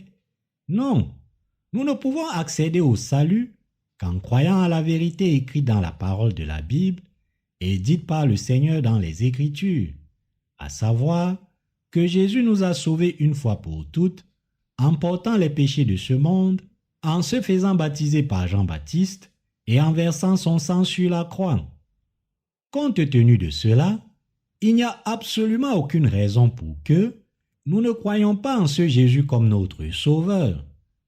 Nous pouvons être sauvés de tous nos péchés en croyant de tout cœur à la vérité du baptême que notre Seigneur a reçu de Jean-Baptiste et du sang qu'il a versé. C'est en croyant à la parole du baptême que Jésus a reçu de Jean-Baptiste et la parole de son sang que nous devenons enfants de Dieu. Et c'est par cette parole que nous pouvons être rendus justes. Réalisant qu'elle avait rencontré le Christ, la Samaritaine laissa son pot d'eau au puits, retourna dans sa ville et répandit la nouvelle parmi les habitants samaritains en disant « J'ai rencontré le Christ ». Cette femme avait maintenant été sauvée de tous ses péchés en réalisant et en croyant que Jésus était le Christ dont parlait l'Écriture. Le fardeau de ses péchés avait disparu et elle était devenue l'un des membres du peuple du Seigneur. que nous apprend le fait que cette femme a rencontré Jésus-Christ. Il nous dit qu'elle a cru en Jésus-Christ comme son sauveur, qui a porté ses péchés en se faisant baptiser par Jean-Baptiste, tout comme l'offrande sacrificielle de l'Ancien Testament portait les péchés du peuple par l'imposition des mains et mourait. Jésus est né sur cette terre dans le corps de Marie, et à l'âge de 30 ans, il a porté tous les péchés de ce monde et a accepté les péchés de l'humanité sur son propre corps en se faisant baptiser par Jean-Baptiste. En d'autres termes, tous les péchés que seuls les êtres humains avaient ont été transmis à Jésus une fois pour toutes par le baptême qu'il a reçu de Jean-Baptiste et en conséquence, Jésus a été crucifié, a versé son sang en notre place jusqu'à la mort et est ainsi devenu la propitiation pour nos péchés. Fondamentalement, nos péchés étaient dans votre cœur et le mien, mais Jésus les a tous portés en acceptant les péchés de l'humanité par le baptême qu'il a reçu de Jean-Baptiste. De cette façon, nos péchés ont été transmis à Jésus une fois pour toutes. Où sont donc les péchés qui étaient dans votre cœur maintenant? Sont-ils encore dans votre cœur? Non, ils ne le sont plus. Ils ont été lavés par la foi. Ils ont été purifiés par la foi. De même qu'à l'époque de l'Ancien Testament, il y avait l'imposition des mains par laquelle les péchés du peuple étaient transmis à l'offrande sacrificielle. À l'époque du Nouveau Testament, il y avait le baptême que Jésus a reçu de Jean-Baptiste. Cela signifie que l'imposition des mains de l'Ancien Testament est la même que le baptême de l'air du Nouveau Testament.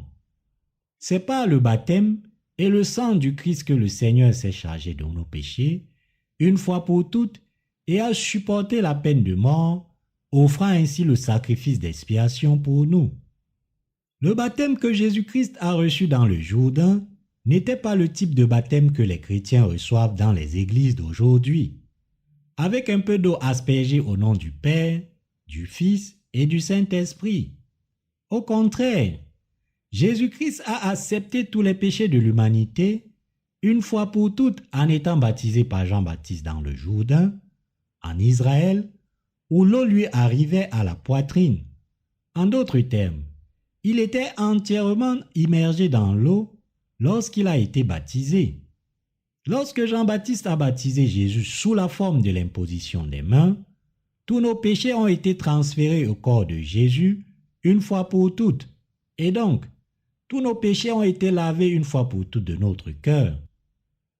Lorsque Jésus a été baptisé par Jean-Baptiste, les péchés de l'humanité ont été transmis au corps de Jésus, et parce que Jésus, notre Sauveur, a porté les péchés du monde par son baptême, il les a portés sur la croix, a versé son sang, a payé le salaire de nos péchés, et nous a ainsi sauvés, nous tous qui croyons maintenant en lui. Par conséquent, nous pouvons tous être lavés de tous nos péchés en croyant au baptême de Jésus-Christ et à son sang. Jésus-Christ n'a jamais commis aucun péché dans ce monde, pas même une seule fois. Il est le Fils de Dieu, qui est complètement différent des êtres humains comme nous. Pourtant, ce Seigneur parfait, totalement dépourvu de péché, a porté les péchés de l'humanité et en a payé le prix. C'est parce que Jésus a porté les péchés de ce monde en se faisant baptiser par Jean-Baptiste qu'il a versé son sang sur la croix. Et nous croyons que le baptême qu'il a reçu et le sang qu'il a versé sont le sacrifice qu'il a fait pour nous sauver de nos péchés afin que nous puissions vivre. Jésus a dit, « Détruisez ce temple et en 3 jours je le relèverai. » Il a fallu plus de 40 ans à Hérode pour construire le temple. Mais Jésus disait qu'il le relèverait en 3 jours. Il voulait dire qu'il serait ressuscité en 3 jours pour nous donner la vie éternelle. Ici, Jésus dit qu'en portant les péchés du monde, en étant baptisé par Jean-Baptiste, en mourant sur la croix et en ressuscitant des morts, il a fait des croyants son peuple. Désormais, si un seul d'entre nous croit au fait que le baptême de Jésus et son sang sur la croix constituent l'œuvre de salut par laquelle il a payé le salaire de vos péchés et les miens, cette personne sera sauvée de tous ses péchés. Tous ceux qui croient dès maintenant que Jésus a payé le salaire de leurs péchés par son baptême et son sang, recevront l'autorité de devenir enfants de Dieu par la foi. Le Seigneur est celui qui a effacé nos péchés une fois pour toutes par sa parole. C'est lui qui est venu nous chercher, vous et moi, par sa parole, qui a effacé nos péchés par la parole de son baptême et de son sang, et qui nous a donné une vie nouvelle. Et à partir de maintenant, en acceptant la parole de Dieu dans nos cœurs et en croyant à la parole du baptême que Jésus a reçu pour nous et de son sang, nous pouvons tous devenir ses disciples. En bref, nous pouvons être libérés de tous nos péchés une fois pour toutes si nous savons et croyons de tout cœur. Le Seigneur nous a bénis, nous les croyons dans l'eau et l'esprit, pour naître de nouveau. Il est écrit dans Jean 4, 24, « Dieu est esprit, et il faut que ceux qui l'adorent l'adorent en esprit et en vérité. » Dieu est en effet esprit. Il n'est pas dans la chair comme nous, mais il est le Saint-Esprit.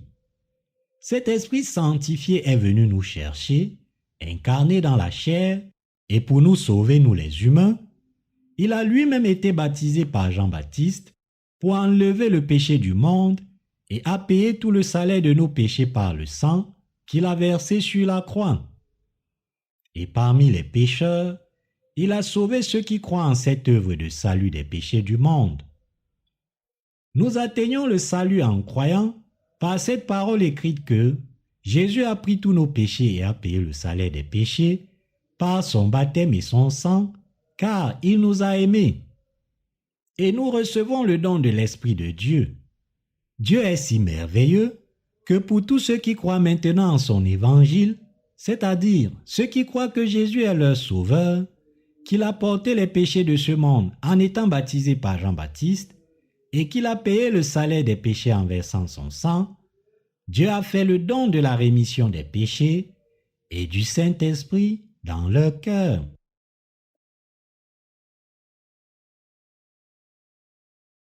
Le don de l'Esprit de Dieu est donné à ceux qui ont reçu la rémission des péchés. Le Saint-Esprit est le don de Dieu fait à ceux qui croient en l'œuvre du Seigneur Jésus, qui a accepté nos péchés par le baptême qu'il a reçu de Jean-Baptiste et a payé le prix de notre mort par son sang sur la croix. Même si nous ne le sentons pas physiquement, le Saint-Esprit vient dans nos cœurs et nous scelle en tant qu'enfants de Dieu lorsque nous croyons. Le Seigneur m'a sauvé ainsi par la parole de son baptême et de son sang. Cela signifie que, parce que nous croyons à partir de la parole prononcée par Dieu, que Jésus a effacé nos péchés, Dieu nous a bénis pour que nous devenions ses enfants et ses ouvriers, ainsi que les disciples du Seigneur. Tout cela est le don du Saint-Esprit que nous avons reçu de Dieu à cause de notre foi en Jésus-Christ qui a effacé tous nos péchés par son baptême et son sang. Dans le passé, nos péchés étaient dans notre cœur, mais maintenant, chaque fois que nos péchés sont exposés, le Saint-Esprit nous fait croire au salut que Jésus a accompli pour nous en effaçant nos péchés par le baptême qu'il a reçu de Jean-Baptiste et par son sang. Et le Seigneur a fait le don du Saint-Esprit dans nos cœurs pour nous guider. Bien que dans notre chair nous ayons toutes sortes de mauvaises pensées, le Seigneur nous a bénis afin que nos cœurs aient toujours des pensées saintes et se réjouissent de faire ce qui plaît à Dieu. Nous avons reçu la rémission des péchés dans nos cœurs en croyant à la parole écrite du baptême et du sang. Parce que nous avons trouvé Jésus-Christ notre Sauveur et le salut qu'il a accompli par son baptême et son sang, et parce que nous croyons aussi à cette vérité avec notre cœur, nous avons reçu la véritable rémission des péchés. Nous n'avons pas vu Jésus physiquement avec nos yeux. Cependant, à travers la parole du salut écrite ici dans les 2 testaments des Écritures, Nous l'avons vu et nous avons vu l'œuvre qu'il a accomplie lorsqu'il est venu sur cette terre. C'est par la parole écrite que nous rencontrons le Seigneur notre Sauveur.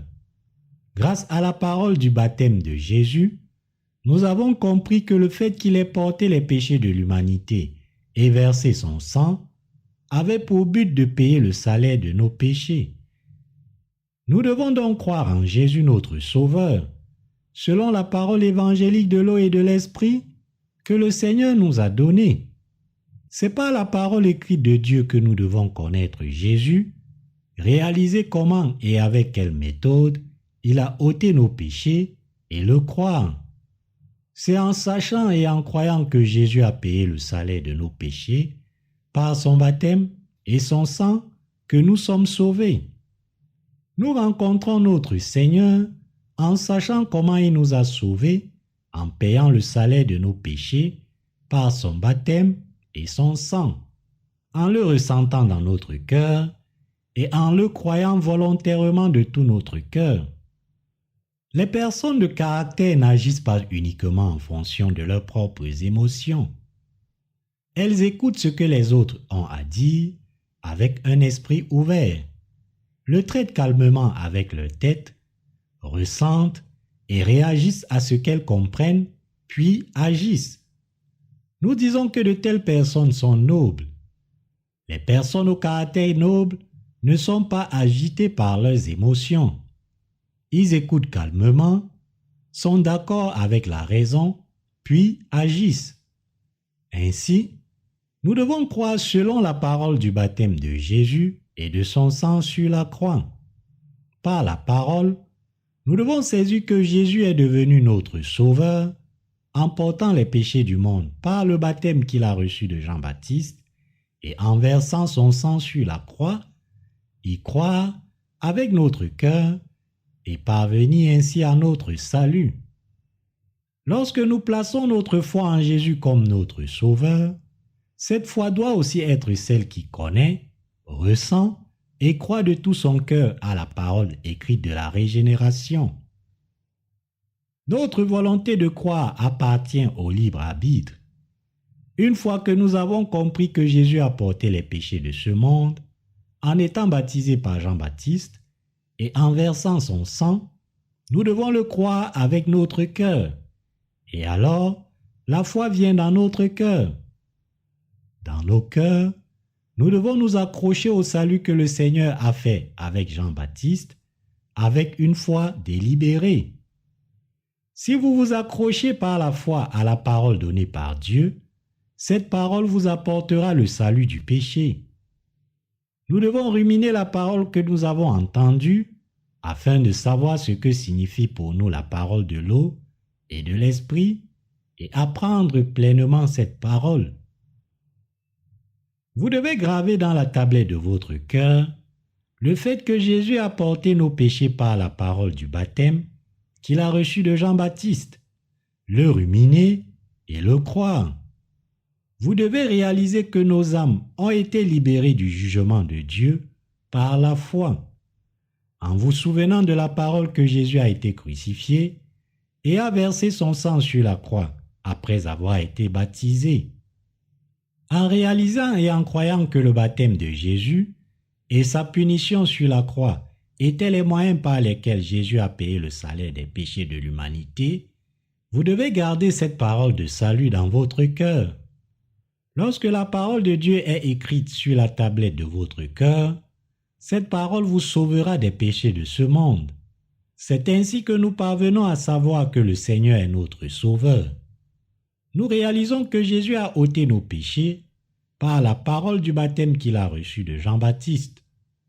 Nous avons besoin de la foi pour savoir et croire que la parole de l'effusion du sang de Jésus a payé le salaire des péchés de l'humanité. Nos âmes doivent donc être sauvées, non seulement en réalisant la parole du baptême de Jésus et de son sang, mais aussi en y croyant de tout notre cœur. C'est en connaissant la vérité du salut et en y croyant avec notre cœur que nous en venons à croire et à remercier le Seigneur pour le baptême qu'il a reçu et le sang qu'il a versé pour nous. Nous devons croire au fait que le Seigneur a accepté tous nos péchés par le baptême qu'il a reçu de Jean-Baptiste et le sang qu'il a versé sur la croix était le sacrifice qu'il a fait pour le salaire de nos péchés.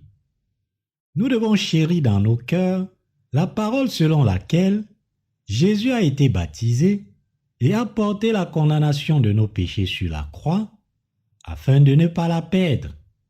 Nous pouvons chérir la parole de Dieu dans nos cœurs par la foi, car cette parole du baptême et du sang est le chemin de notre salut, et nous n'avons pas d'autre moyen de salut.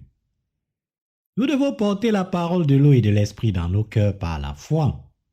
Ce sont de telles personnes qui sont sauvées de tous leurs péchés.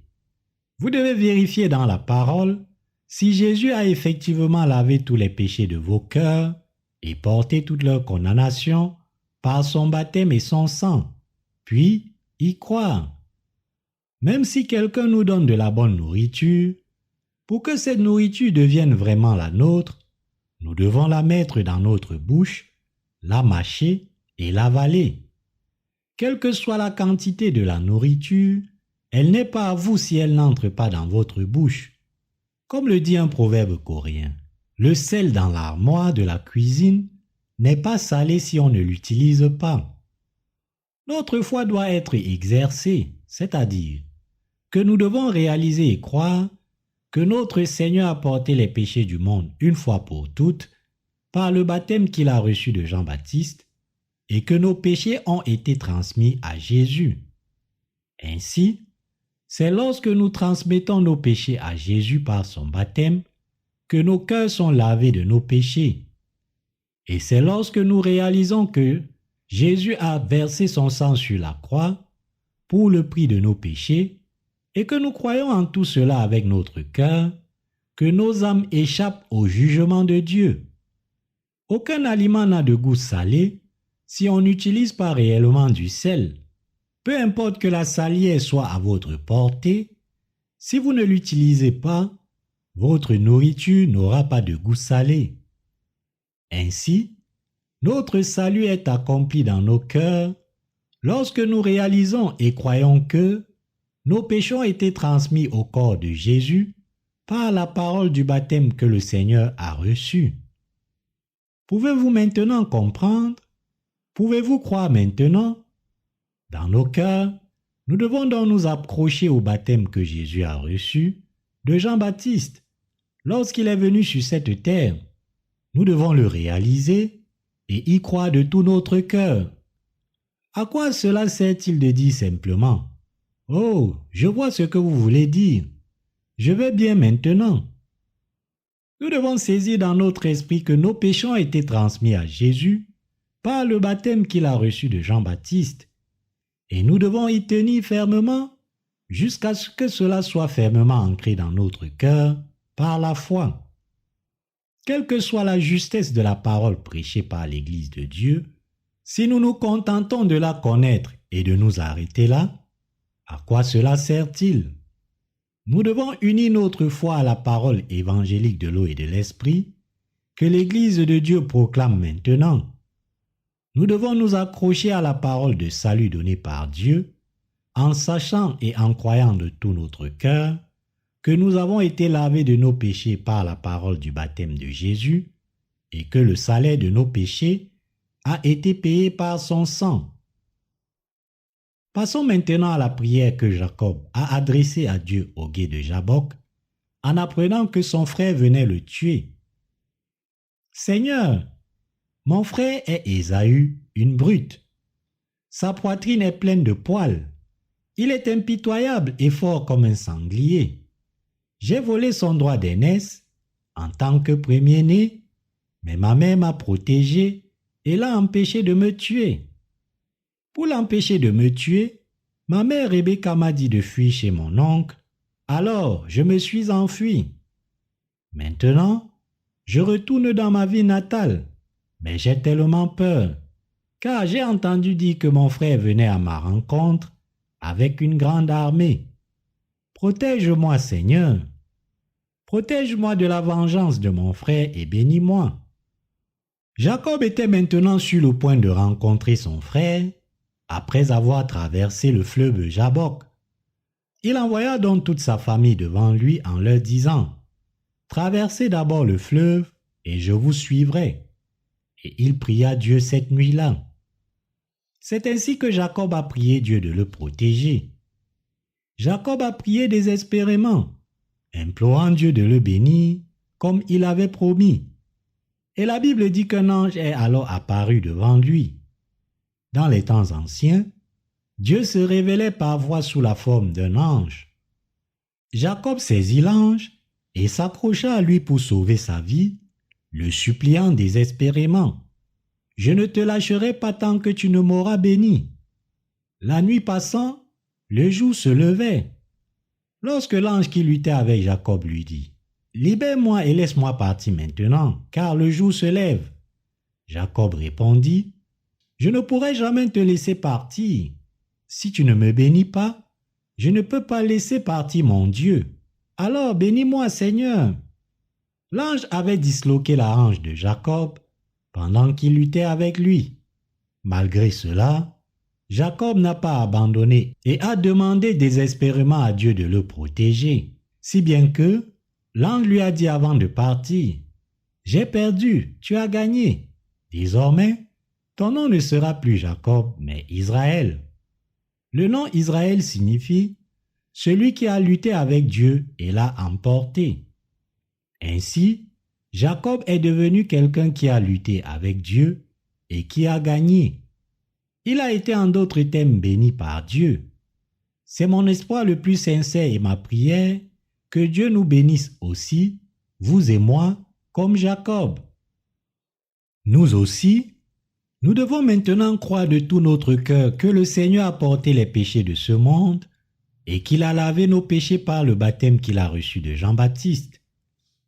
Nous devons avoir la foi que Jésus a été crucifié et a versé son sang pour porter la punition de nos péchés à notre place.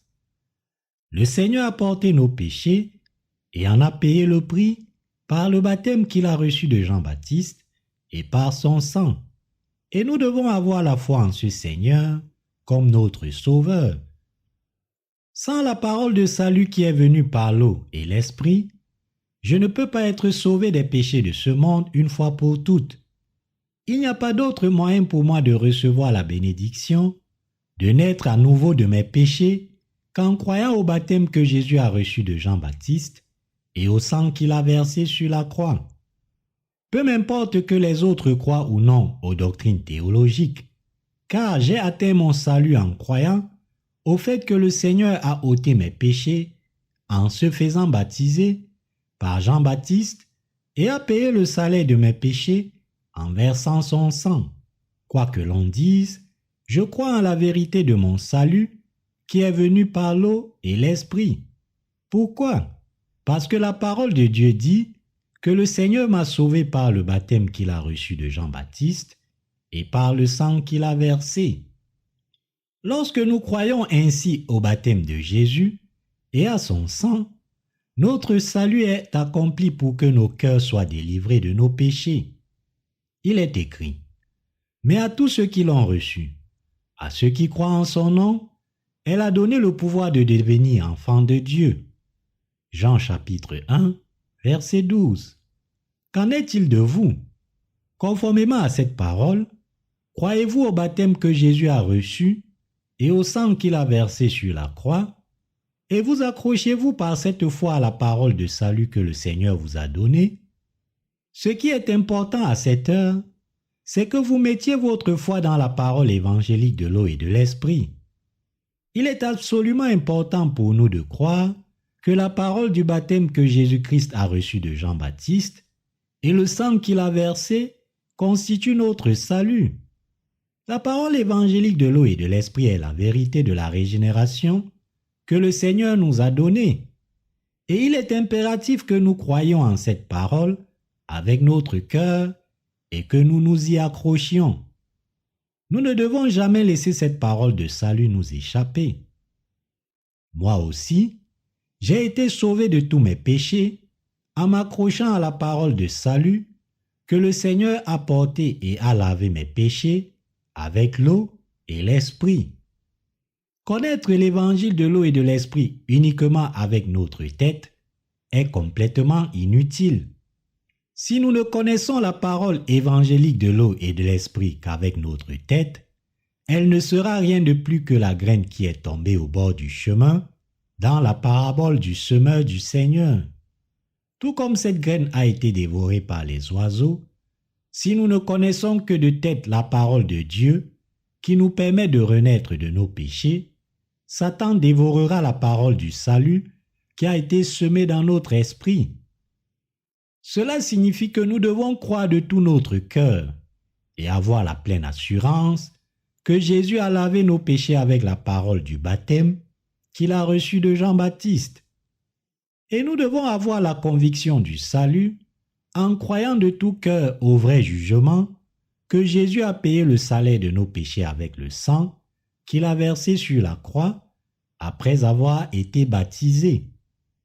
Par la foi, nous devons maintenant semer votre cœur et le mien avec la parole du salut, la parole du baptême de notre Seigneur et de son sang. Pour semer le salut de la foi dans nos cœurs, nous devons ruminer la foi qui a été semée dans nos cœurs, et si nous manquons de foi, nous devons nous accrocher à nouveau à la parole du Seigneur et vérifier à plusieurs reprises que cette parole a effacé nos péchés. Si nous manquons toujours de foi, nous devons prier Dieu et continuer à entendre et à lire sa parole encore et encore. Nous aurons alors l'assurance de notre salut et deviendrons des personnes de foi. Même s'il semble que nous connaissions l'évangile du salut que le Seigneur nous a donné, le salut s'accomplit dans nos cœurs lorsque nous réalisons réellement et croyons avec nos cœurs que Jésus a porté les péchés de l'humanité par le baptême qu'il a reçu de Jean-Baptiste et que le sang qu'il a versé était le prix de nos péchés. Nous devrions confesser notre foi à plusieurs reprises pour notre salut. Nous devrions écouter la parole du salut encore et encore, la prêcher et affiner notre foi afin qu'elle soit plantée encore plus profondément dans nos cœurs. La parole du salut qui est ainsi plantée dans nos cœurs ne peut être enlevée par personne. Satan nous attaque avec des questions douteuses, nous demandant comment nous pouvons avoir l'évangile qui nous bénit pour naître de nouveau. Malgré cela, nous pouvons confesser notre foi sans aucune hésitation en faisant confiance à la parole de l'eau et de l'esprit planté dans nos cœurs. Tout comme la femme samaritaine a reçu le salut lorsqu'elle a rencontré la parole de Jésus-Christ, vous et moi sommes nés de nouveau de tous nos péchés en trouvant le lavage des péchés que Jésus a accompli en portant les péchés de ce monde par le baptême qu'il a reçu de Jean-Baptiste. Et en croyant que Jésus a été baptisé et qu'il a supporté le coût de nos péchés par le sang qu'il a versé sur la croix, nous avons atteint notre salut. Une fois que nous réalisons la vérité cachée dans le nom de Jésus-Christ, c'est-à-dire une fois que nous réalisons la parole de vérité selon laquelle Jésus a porté les péchés de ce monde en étant baptisé par Jean-Baptiste, nous pouvons croire au lavage des péchés de notre cœur, que nous sommes sauvés de tous nos péchés pour devenir les enfants de Dieu, que nous sommes rendus sans péché, et nous devenons Jacob spirituellement. Dieu nous a bénis, vous et moi, aujourd'hui, en nous permettant de croire en la vérité du salut. Remercions le Seigneur, vivons par la foi, et voyons-le face à face dans son royaume.